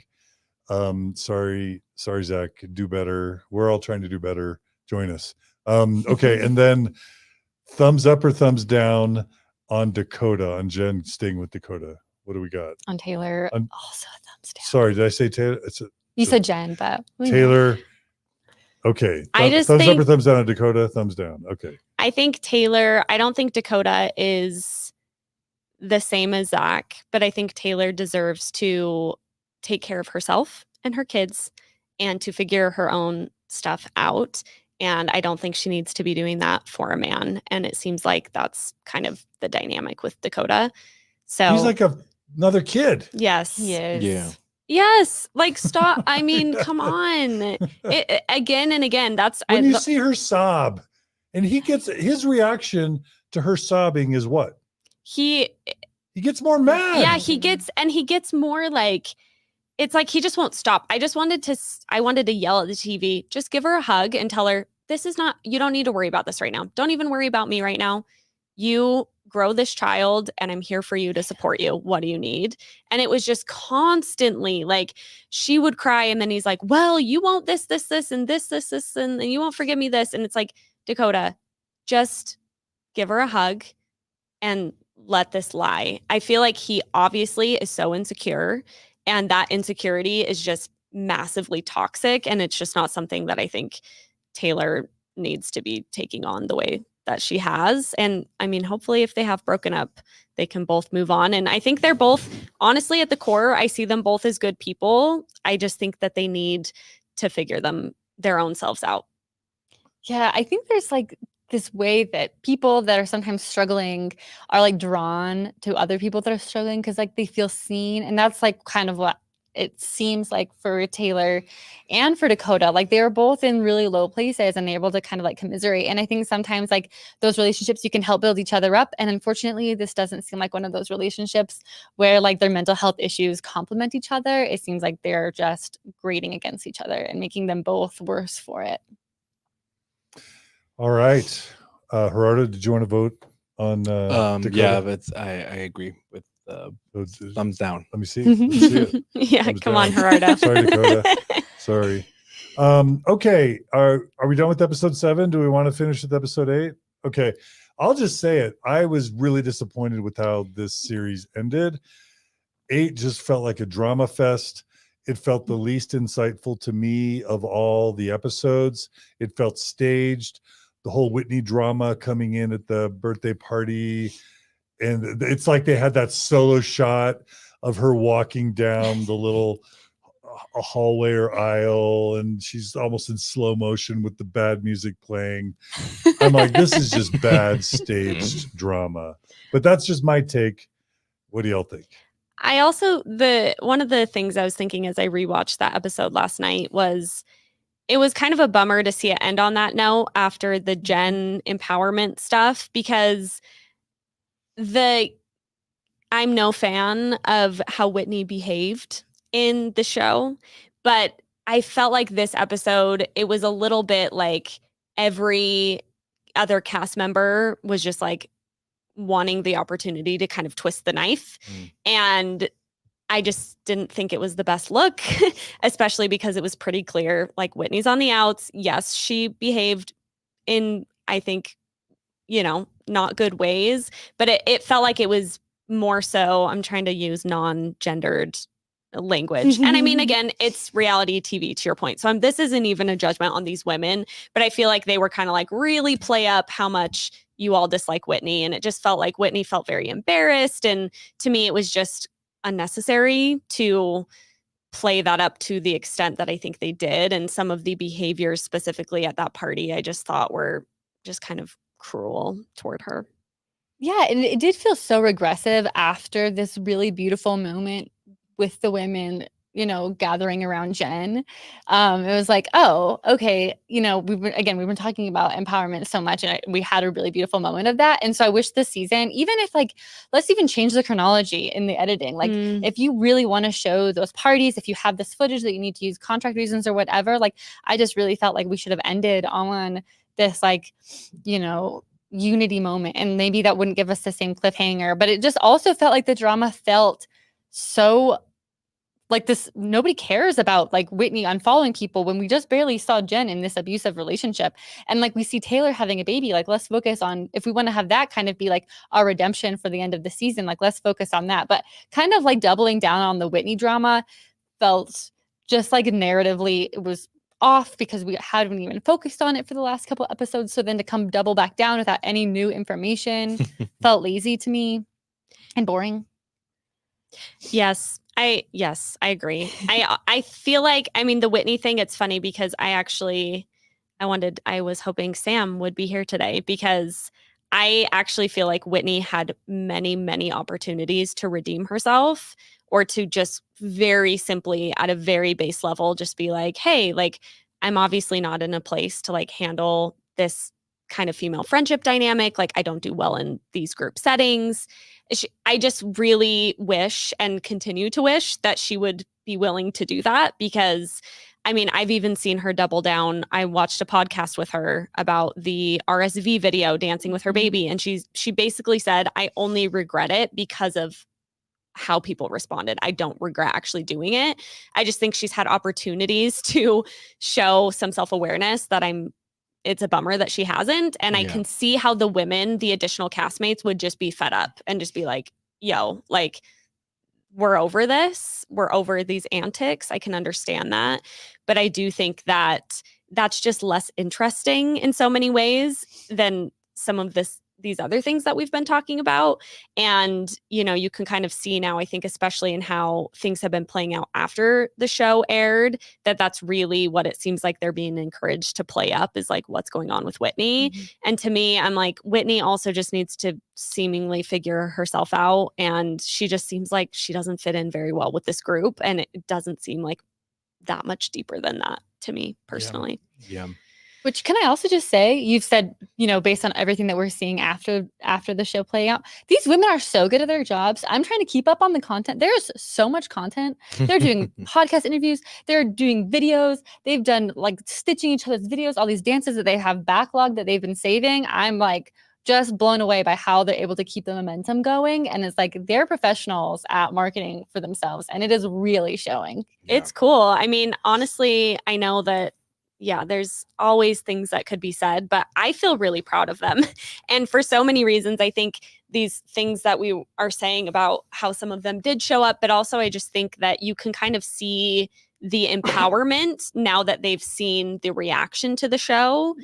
You can see a shift in their confidence and in their empowerment. And I think that it's really cool to witness that, especially again, because I think it's hopefully maybe kind of shifting them away in some ways from the mommy bloggerness of it all, which, to be fair, a lot of these women, compared to a lot of other influencers, I think we're always a little bit more focused on like their group dynamic and less on the kids. But I don't know. I think that I was expecting to not feel the way I do about the show before watching it.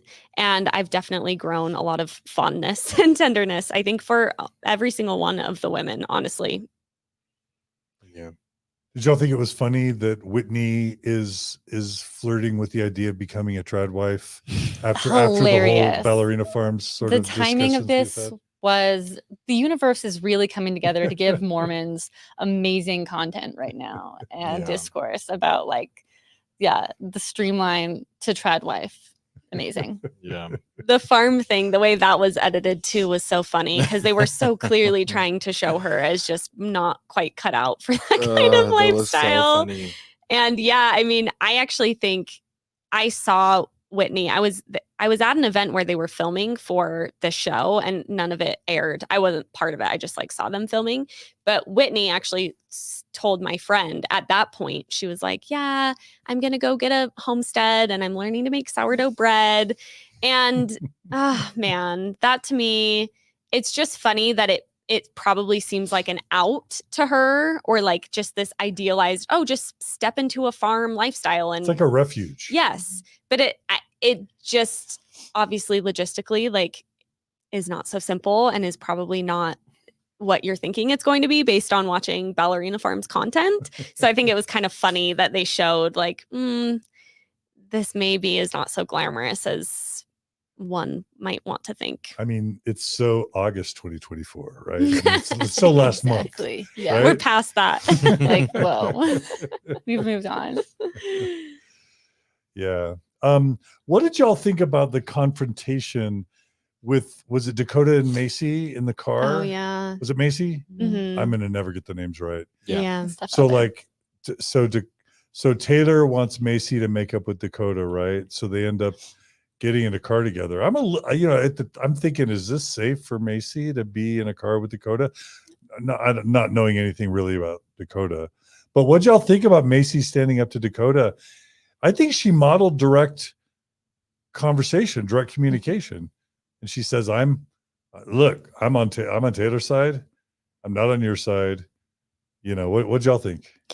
I loved that. I loved that she wasn't kind of manipulated into apologizing. Mhm. I think a lot of women in that circumstance would just be like, yeah, I'm sorry, whatever, just get out of my car. And she didn't seem intimidated. I mean, I'm sure she felt nervous, and I think she said so, but I was proud that she wasn't intimidated by, I mean, he's a man, he's kind of a big man. And one thing about Dakota that I saw a TikToker say that I absolutely agree with is watch your tone. Like, that's the one thing where it's like, why are you speaking that way? Like, you don't need to be speaking that way, especially as a man towards women. I was frustrated by his tone the majority of the show. I think he was attempting to communicate, and I don't think what he was saying was always that bad, but I just wish he could take a breath and not be speaking that way, especially towards women. But I think Macy did a good job of just not being intimidated and just saying, yeah. What y'all think of his argument? His argument was, you're trying to wreck my relationship. You found out that there's an allegation that I cheated on Taylor. Why would you tell her that right before she's about to have a baby? What'd y'all think of that logic or justification on Dakota's part? So dumb. Why, Gerardo? I mean, why wouldn't she tell her? Right? I mean, because it spoils the childbirth. I'm right. Joking, but yeah. What does the childbirth have anything to do with an allegation of something, that's important for Taylor? Yeah, I thought Macy made a good point. It's like, this is the best time to tell her before she makes the decision to freaking marry the guy. Right. If he's a lying cheater. Yeah, like she there's should no know. good time. Yeah. If I were Macy, I would have told her right away, like the day after I got the thing. And maybe she wanted to, and production didn't have her. But I think it was absolutely the right choice. And I think if Taylor and Dakota were not an already unstable, toxic relationship, if someone told me that, look at this message I got about your husband, I would say, hey, this is crazy. Like, where do you think this is coming from and what's going on? And we would just talk about it. The fact that an anonymous message that, who knows what, there's no way to judge the credibility of that. The fact that that was like such a threat, I think also says a lot. Yeah, I'm just continually impressed by Macy's response here. I feel like of the women, she's the most, her and maybe Jessi tend to be the most clear, the most direct in communication, like we were saying.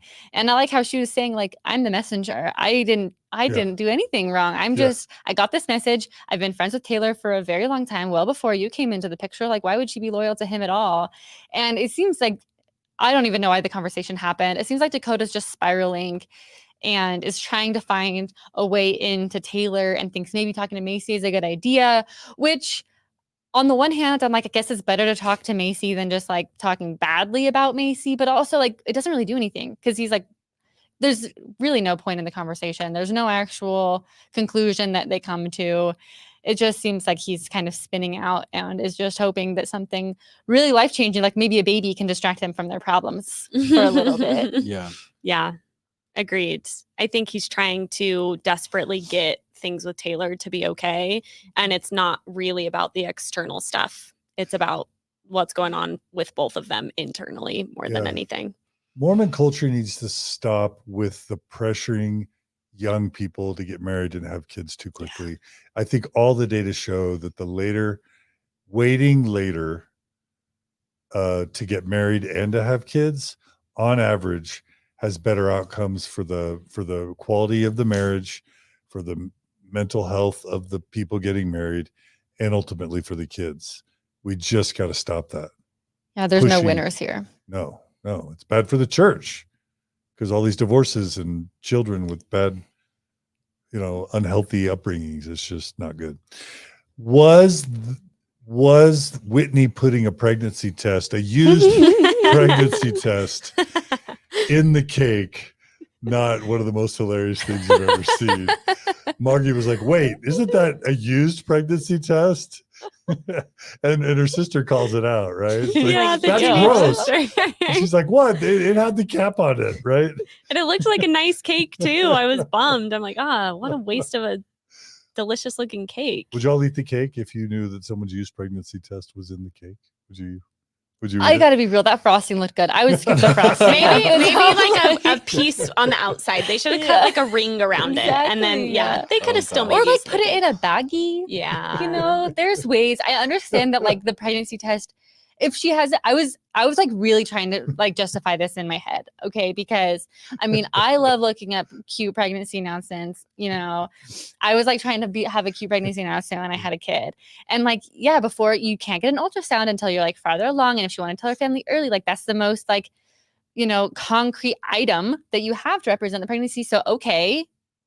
Is it a little gross? Yes. Does the cap on it help? Not that much. But there's so many workarounds. You know, put it in a bag. Maybe don't do something that you can eat. Yeah. Maybe make it. Yeah. It was. I was trying to be with her there, but I was like, girl. I know. Bless Whitney's heart, because there's the things that she did that I'm like, those are things you said. Those are things. I mean, you chose to say that on TV, but then there's things like the pee stick where I'm like, oh, you should have thought of that. But also, do you deserve to be dragged on the internet till kingdom come for it? Probably not. Like if I understand it's not the toilet paper, not her fault.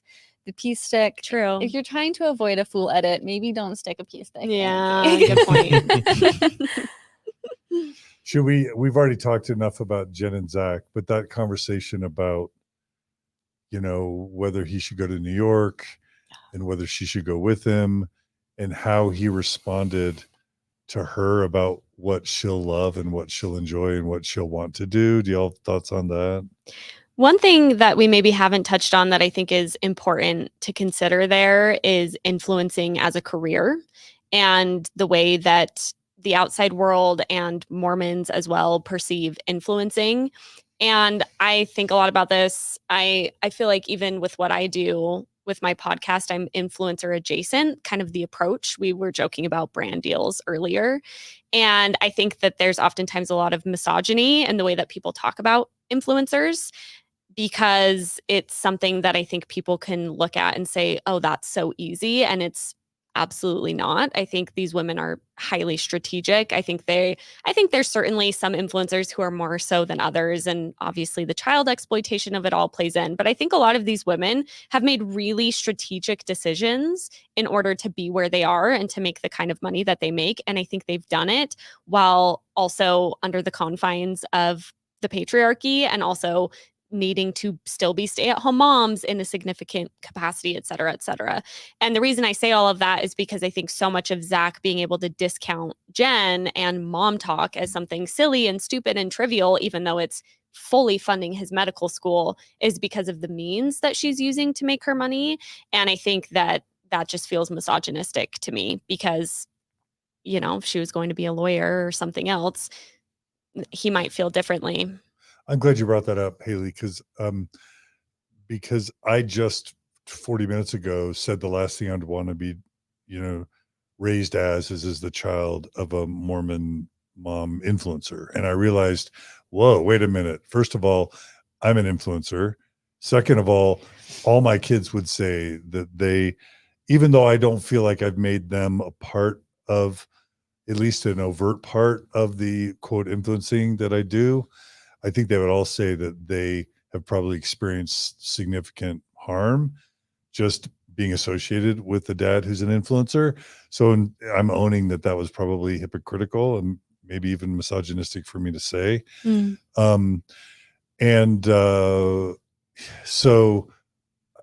But it, you know, and I think in my mind, I think, well, on Mormon stories, I try and do long form, you know, in-depth, thoughtful, you know, people's stories. And I think there is a bias that probably a lot of us have just around like, well, cosmetic stuff is superficial, or beauty stuff is superficial, or dancing is not as substantive. But I think I'm sure I've got blind spots there that are misogynistic. So I'm going to own that and say thank you for helping me be more reflective about even what I said 30 minutes ago. Yeah, I mean, I appreciate you saying that. I think I do the same thing, because I also consider myself different in some key ways. I also think there is a spectrum of this, right? There's loads of different, especially now. I mean, there's all different sorts of influencers and content creators. I think it was really interesting. Part of my approach to this show was maybe approaching it a little bit like, oh, I'm so different than these women because I got an English degree and this, you know, they do hair or whatever it may be. And I think that that's obviously just a normal instinct to have. But I think as I have become more integrated in the space of influencers, because again, of kind of the trajectory of how I've monetized my podcast is through brand deals and through social media deals. And the more influencers I've gotten to know, I'm constantly impressed by their intelligence, Yeah. by, again, their strategy. And this is not to say, I think there's massive, massive issues in influencing. There's overconsumption, again, the child exploitation, the beauty standard stuff. I mean, even hearing you talk, John, I was thinking like it'd be so interesting to have a conversation with you about how many comments you get being a podcaster about how you look versus how many comments I get about how I look. And I'm doing something similar to you, not exactly the same, but just because I am a young female, Yeah. I'm going to be perceived differently on the internet. So I think there's so much to be said about that. It'd be fun to have a deeper conversation. But I do think that when you get a peek inside these women's lives, hopefully a lot of people have, yes, of course, there's cattiness and drama. And I think a lot of that also was probably strategic too. Like, I think it's easy to discount women doing these things, but they're making a bag off of what they're doing. And I don't think that they're just dumb, you know? And I think it can be easy to perceive women, especially oftentimes women who look a certain way, as being airheaded or ditzy. And I just think these women are so much more than that. Yeah. I don't know any of the Secret Lives of Mormon Wives cast, but I do know Heather Gay, and she's freaking brilliant. Yeah, great she's example. Brilliant. She's articulate. And she's also funny. And that's not mentioning her appearance, which I'm not going to opine about, but I'm just saying, like, she's freaking brilliant and wise, a great writer, and super funny. And I bow down to her talents for sure. As whatever you have to say about Real Housewives or whatever, she's freaking brilliant and a great businesswoman, I think. Yeah. Amen. Yeah. She's a perfect example of that. Yeah. And that seems to be the trajectory that a lot of these women from Secret Lives are on. Yeah. Well, I think the episode, I don't know if y'all want to cover anything else. I think the episode ends with Taylor having her baby, and Dakota is apparently a super supportive partner in that childbirth. And then I think it leaves us kind of wondering, I guess, a couple things. Is Taylor going to stay with Dakota? Is Whitney going to stay on the show? Anything y'all want to say about kind of how it all wraps up? Doesn't Macy get on a call with Jenna? The mysterious Yeah. Jenna. Was Dakota sexually unfaithful? Is Yes. kind of one of the cliffhangers. And right? apparently Jenna will be able to be the final yes or no on And that. you said Jenna was on your podcast? Mhm. Yeah, Jenna Jarvis is her name. We didn't talk about this. This was a while ago. Jenna actually has her own podcast, and she has a company called Vulnerability is Cool. She's it's about like women's mental health and empowerment and stuff. So she's great. But apparently she was involved with Dakota. So you're like, ooh, yeah. But that didn't come out in your interview. No, it didn't. Okay. I didn't even think to ask, unfortunately, at that point. Jenna, did you or didn't you? Also, you interviewed Jessi. Mm-hmm. Just really quickly, like, I think she's perceived as the only truly ex-Mormon Mm-hmm. of the 8.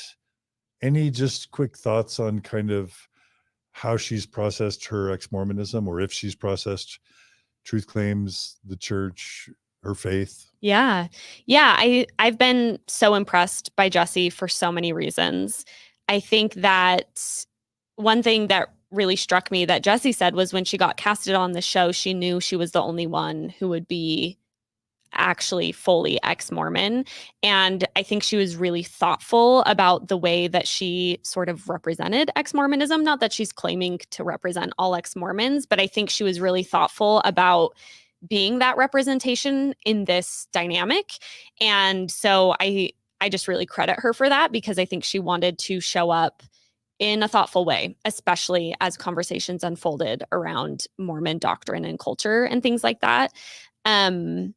As far as her story leaving the church, I think she has pretty similar trajectory as a lot of people with the COVID wave. She had a divorce in a bad Mormon marriage, which she spoke about on the show.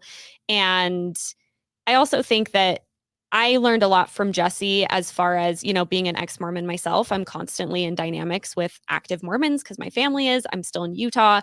And I think, not that she behaved perfectly all the time, but I really enjoyed being able to see those dynamics play out on TV because I think those are dynamics that most ex-Mormons can definitely relate to, at least in some way. And I think she did a really good job of, being willing to be in that mix of primarily Mormon women and be an ex-Mormon and still participate and still, be a close friend to all these women. So I really enjoyed talking with her, and I'm excited to see. I've also just been wondering what this show will do to these women's faith journeys. And I'm curious if the show will kind of document that, because we already see some of these women unpacking on live TV, and then also with the response from the Mormon community, you can imagine that could create some major dissonance in their faith too. Certainly happened with Heather. Yeah. Right? Yeah. Her deconstruction has been very public, including the publishing of her book, Bad Mormon, right? Which the church didn't love. I understand it. Yeah, I can imagine. Yeah, I mean, celebrities just don't bode well for the Mormon celebrities don't bode well for the Mormon church in the long run on average. So that's interesting. Yeah. Do y'all is there going to be a season 2? Do we want there to be a season 2? Are we excited for a season 2? Do we have predictions on what's going to happen or hopes for what might happen? Hulu, please sign them for season 2 and a season 3. I will watch this for the rest of my life, actually. I will just keep banging on John's door. Be like, I want to talk about it. You have me and Alyssa, at the very least, that will watch Exactly. any content you put out. Yes. Okay. So y'all want a season 2? I really do. One thing I do think that I was kind of trying to explain to a friend the other day in defense of this show, because he's not a reality TV watcher. I do think we got something really unique with this first season, because I don't think these women fully understood the game of reality TV. And so I think we got to see something a lot more authentic than we will in the future from these women. I think they probably learned a lot and will implement that. I still definitely want to see what happens, but I do think that that's part of what made this series such a hit, is because a lot of these women were not, they didn't kind of know the rules or the game of reality TV. And so it made for really good reality TV. Yeah. Do we think everyone's gonna be back? Do you think someone might not be back? Do y'all have predictions about that? Do you think Whitney will be back? I think can't she's tell. signaled that she's not, right? She has, but then she's also signaled that she will be. Yeah. She's teasing us. Yeah. I don't know. I kind of expect her to come back. What does she have to lose? Exactly. If I were her, you can only you can only go up. you can only go up. I think, right? Yeah, I would. And think if so. people continue to dislike you, then at least maybe you're making money on the dislike. I don't know. Yeah. But the show makes it look like the rest of the mom talkers don't like her and don't want her around. But is that just drama? I think they all said the same on podcasts, don't they? Yeah, on the podcast, they've all said like they genuinely don't really like her. But I mean, They said that on podcast? Oh Yeah. yeah. I mean, they've just basically confirmed like this isn't made up Yeah. beef. Like Right. there were actual real issues. We don't like the way she moves, that sort of thing. Hmm. So I mean, I'm sure The way she production. dances? No, just like- the way she like acts. yeah, the way she acts. Okay. Yeah, she's a great dancer, actually, now that you mention it. But I'm sure production is doing everything they can to get that woman on season 2, because they kind of have to.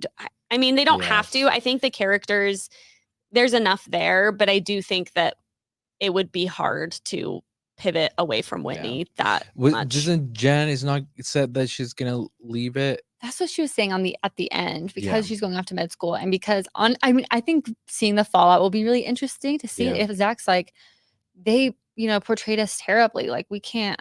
What if the can't church risk our clamps down and marriage. says, "Get off this"? They stuff. could. They definitely Yeah, could. they definitely could. Shut this down. This is not looking good for the church. Yeah. A faithful member would not be part of this. That could Yeah. But absolutely happen. Macy and others have talked about like not having faced any repercussions on church for the show, right? Yeah, I don't think any of them have. Not yet. Yeah, Yeah. but yeah, I doubt it would be in. They didn't do anything Wow. though. Like the faithful ones that have temple recommends, they didn't do other than maybe not wearing their garments all the time. Right, exactly. There's nothing there that would not allow them to have a temple recommend. I mean, obviously. Oh, go ahead. No, I was just wondering if any of them drank on. Whitney Well, did. Whitney like a sip. It's like the first thing she did. She did have a sip. You're right. She drank on, I don't think like Jenn or Macy. I mean, they have coffee. But like, They do talk about drinking coffee. which one? Macy mentions Macy it. said, well, maybe this was a podcast I listened to, but she said, Oh. yeah, I have an iced coffee every morning. Oh. Also, I'm a swig apologist, but we can save that for another time because I've been seeing a lot of discourse around swig. What about the but dental bills? What about the cavities? here's my thing. I think it's hypocritical of ex-Mormons to be so Oh, about the caffeine. hateful and derogatory towards like the soda shops, because objectively speaking, alcohol is also terrible for you. We're not drinking soda because we think it's good for us. And obviously, I don't think anyone's deluded into like thinking it's the best thing ever, but it's like everyone has their vices. And the only reason it's hypocritical within Mormonism is because, oh, we won't drink coffee because it's bad for us, but we do drink soda. But I think my whole thinking around it is like, okay, I choose soda. That's what I choose instead of a cup of coffee every day because I like soda. Sue me. And Wait, I've seen your TikTok. You also like lattes, like no, I caramel tried. frappuccino. Mm-mm. She's an I tried. ex-Mormon poser. You even did pumpkin spice, and you don't like I pumpkin- tried. What? You tried pumpkin spice I only latte? do chai. I only do chai. Oh, I that's fair. can't. That's I went fair. on a journey and I tried to document it to try and like coffee. I don't like it. I just want something cold and fizzy. That's good. But I feel like everyone being like, these women are so unhealthy for their 44-ounce soda. I'm like, A, look at them. They're not. And B, you're probably drinking a glass of wine every night. Like, it's just, Now, wait, do you have an endorsement deal with Fizz or whoever? I wish. Zach just texted me and said, If you're Hayley listening. Zach just texted me and said, Hayley justifying my Diet Coke addiction. Zach, I got you. All right, so Julia, you make a short of Hayley. Is it simping for soda, Utah soda? And there's so companies? many: Swig, Fizz, So Delicious, Can we Quench get a cut? It, Can we get a cut of your Thirst, endorsement Guzzle. deal? Yes, I'll take any one of them. She's just listed all 6. There's more, but yes, yes, I want would. a cut. I want 10% of what. I mean, it's very Mormon. 10% of what our Hayley gets. There you go. You can be my manager for that. So if I don't drink alcohol, can I hate on soda shops or not?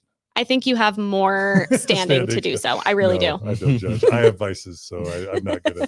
Do you have cream with your coffee? I have no. I don't. I used to, but I don't. Oh, that's good. No, Honestly, I a just do- straight black coffee drinker, maybe that's different. I think part of it for me too is I'll have people, I'm like, I don't like coffee. And they'll be like, you should go to Dutch Bros and get a golden eagle with cold foam and caramel drizzle. I'm like, you cannot tell me that that's healthier than a Diet Coke with sugar-free coconut and fresh Yeah. lime. That's all I'm saying. Full stop. Are you Alyssa? Coffee? No coffee. You're a big time. I'm coffee. a big time coffee Yeah, yeah, person. yeah, Yeah. Yeah, it's your family's like entrenched in. We the coffee. are coffee entrenched culture. in it. Yeah, Yeah. yeah. I wish I was. I need to talk to you. Maybe you can help me. I will take you on a journey. Okay, That's like let's my do life goal. Yeah. Let's I do like it. literally like mailed some coffee supplies to my tattoo artist because we like got on it, the conversation. I was like, listen, I just need to like pull You have- everybody in. You have You're what I family need. members with coffee tattoos, right? I have a coffee tattoo. Show it. It's a coffee plant for my husband and I cute. for I our was 5-year wondering about anniversary. that. Yeah, that's because cute. we love coffee together. committed. So we You're are committed. So if I don't like it anymore, I'm gonna have to chop my arm off. I'm going to get a swig tattoo. Yes. All right. Well, this has been super fun. What do you think, It's Gerardo? been fun. Yeah, Yeah? for sure. Yeah. I agree. Well, we want to thank all our panelists. We had Britt Hartley on.